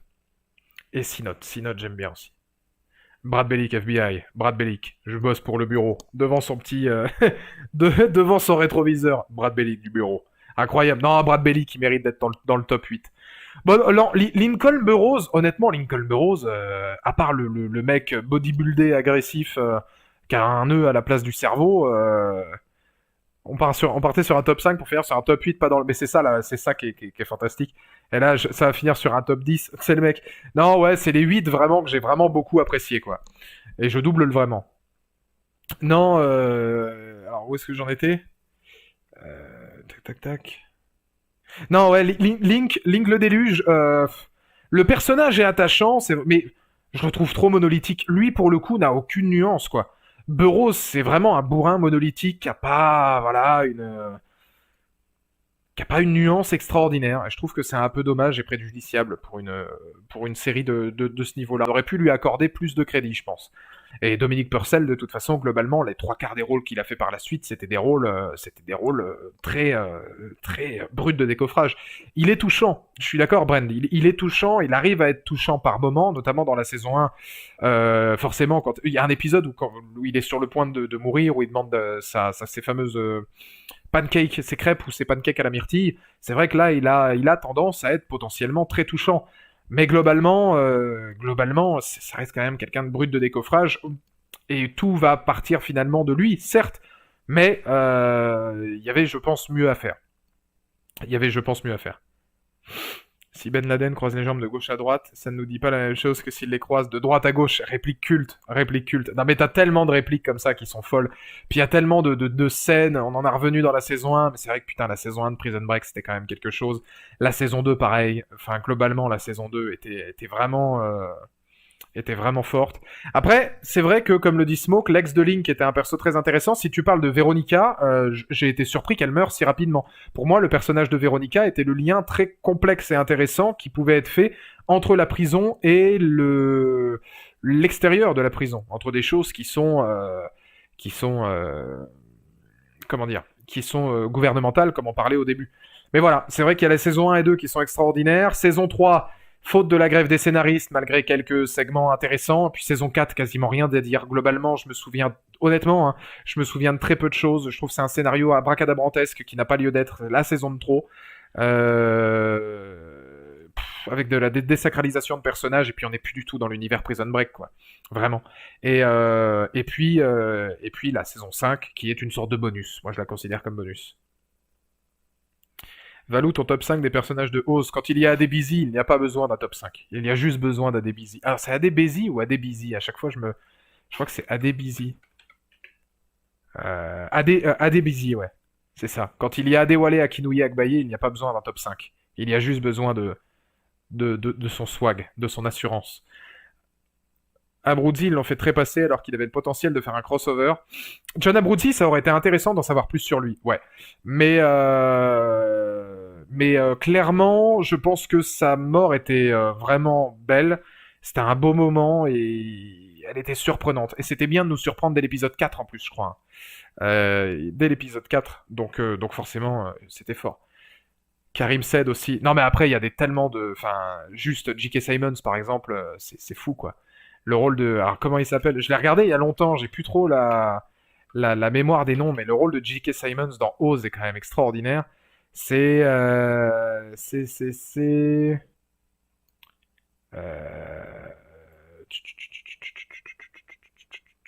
Vernon Schillinger. J.K. Simmons, incroyable. Ah, il a... Vernon, ouais. Putain, fou furieux, il est capable de tout, J.K. Simmons. Quel acteur. Surtout qu'ils ont pris Peter Stormare pour l'incarner, c'est un super acteur, rien que dans les films de Bay. Ah ben non, mais Peter Stormare est un acteur fabuleux, il suffit de voir American Gods pour le voir, hein. Il est tout à fait pertinent aussi là-dedans. Mais enfin, John Abruzzi, certes, il meurt rapidement, et on pourrait se dire, tiens, j'aurais aimé le voir plus, mais globalement, il a une prestation tellement bonne que je suis pas du tout choqué, finalement, de l'avoir vu mourir, parce que ça reste une mort à la hauteur de son personnage, ce qui était le plus important, et qui permet d'avoir une cassure forte et de vraiment être, comment te dire, choqué en tant que spectateur. Je ne m'agenouille que devant Dieu. Ou je ne m'agenouille, comme le dit Mediavore aussi. Hein. Je ne m'agenouille que devant Dieu, qui est un nouveau système d'agenouillement. Mediavore, faut que t'arrêtes de parler à ton téléphone, je te l'ai déjà dit.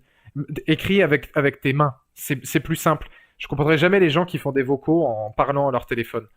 Alors que tu as des mains, sers-toi de tes mains. Demande à ta femme les privilèges que peuvent être tes mains. Et essaie de faire en sorte qu'à chaque fois que tu prennes ton téléphone, tu imagines le creux de ses hanches. Voilà, je vais terminer là-dessus parce que je pourrais pas faire plus poétique que cette phrase qui restera, je l'espère, dans les mémoires de mes lives. Fabuleux, hein, en tout cas, un prisme fantastique. Les mains, c'est surcoté. Ah, c'est vrai, aujourd'hui, putain, on en a plus besoin de ces mimines. Alors, merci à tous d'avoir été là. Est-ce que ce live vous a plu? Bon, on a fait 2 heures. Je pense qu'en 2 heures, on a quand même eu le temps de dresser un beau portrait de la série. Alors, évidemment, je le redis pour la rediffusion, le but n'était pas de parler de tout, parce qu'il faudrait 14 heures, hein, mais de faire une petite rétrospective pour voir si la série était vraiment hors du commun. J'en ai parlé très rapidement. Pour moi, elle n'est pas hors du commun. Mais elle est révolutionnaire, et elle est chef-d'œuvresque dans ses 2 premières saisons. J'ai pas honte de le dire, hein, c'est un quasi-chef-d'œuvre dans ses 2 premières saisons. Tu as joué au jeu Prison Break? Non, mais je vais sûrement le faire en live, un de ces 4. Même si, apparemment, c'est pas terrible. J'ai grave envie de le retrouver pour le faire. Ce serait rigolo. Merci beaucoup, Bren, pour le don. Merci pour le soutien. Un petit mot sur le live de dimanche. Tout est dans les images que j'ai pu dresser sur... alors, je l'ai mis sur Twitter, j'ai dû le mettre sur Facebook. Vous retrouverez ça sur Twitter, Facebook, oui, je vais regarder le générique allemand, ouais. Comment? Merde. Ce sera sur les 10 nouveaux épisodes de séries qui ont révolutionné la télévision. On parlera d'autres séries que ce que j'ai déjà fait, auparavant. Le morceau de Faflarage, je le trouve excellent. Je le trouve vraiment excellent. Genre pour moi, j'aime beaucoup moi la musique de Faflarage. C'est un mec qui gagne à être connu et qui est cantonné à ça, alors qu'il a fait des choses extraordinaires. Vraiment, avec IAM notamment, c'est un vrai bon musicien. Il a travaillé avec Prodigy des États-Unis. Il a travaillé avec Sébastien Damiani. Enfin, c'est un vrai bon gars. Et moi, j'aime bien le fait d'avoir des musiques françaises dans des génériques. Ça prouve qu'on est aussi capable de faire quelque chose. Donc c'est assez cool. Et que ce soit Faflarage ou même là sur Heroes ou d'autres, franchement, c'est des choses que je trouve vraiment plaisantes. Tu peux mettre le générique de la série Barry de HBO. Attends. Hop. Prodigy, putain. Merej va débarquer chanter. Oh, mais il y a des gens qui l'ont vu, ça. La vidéo de Merej où il chante Lupin, c'est bien, Lupin, c'est génial. C'est incroyable, c'est incroyable. Ta meuf, c'est une caille, mec. Oui, bon, celle-là, c'est pas sa meilleure. Mais d'un autre côté, après, il y en avait dans l'album Rap Stories. C'est quand même un mec, Faflarage, dans Rap Stories, qui va récupérer du Ryuichi Sakamoto. Ryuichi Sakamoto, il récupère des sons de lui, alors que c'est quand même un mec, Sakamoto, qui avait fait le Merry Christmas, Mr. Lawrence, que Beau Parleur doit bien connaître d'ailleurs, qui était le film Furio, Ryuichi Sakamoto, qui est quand même le compositeur de The Revenant, et lui, Faflarage, je viens d'insulter Faflarage. Il a repris dans le titre. Je me souviens plus c'est quel titre, mais il a repris un sample de Ryuichi Sakamoto qui passe très très très bien. Donc il a fait ça, il a fait la musique millionnaire, il a fait les derniers albums très très très composition musicale symphonique avec Sébastien Damiani qui méritent d'être connus. Il y a vraiment des choses qui méritent d'être connues dans la musique de Faflarage. Faut pas du tout le cantonner simplement à c'est le mec qui a fait Prison Break. Il a fait beaucoup de choses et la musique de Prison Break est très bien. Merci beaucoup Olive pour le don, pour le générique allemand. 1000 merci. Quand j'étais ado, j'avais que MTV Allemagne. Non mais après, honnêtement, le générique allemand, il passe. Ça n'a rien à voir avec Prison Break, hein, là, c'est Despacito qui a rencontré Julian Draxler, ils ont fait un enfant de star et voilà. Mais c'est pas désagréable le flow à écouter. Et Faflarage qui est effectivement le petit frère de Shuriken. Donc, comme quoi il n'y a pas de hasard, que des rendez-vous dans la vie. Je vous souhaite une excellente soirée, j'espère que ce live vous a plu, je vous dis à la prochaine pour de nouvelles aventures.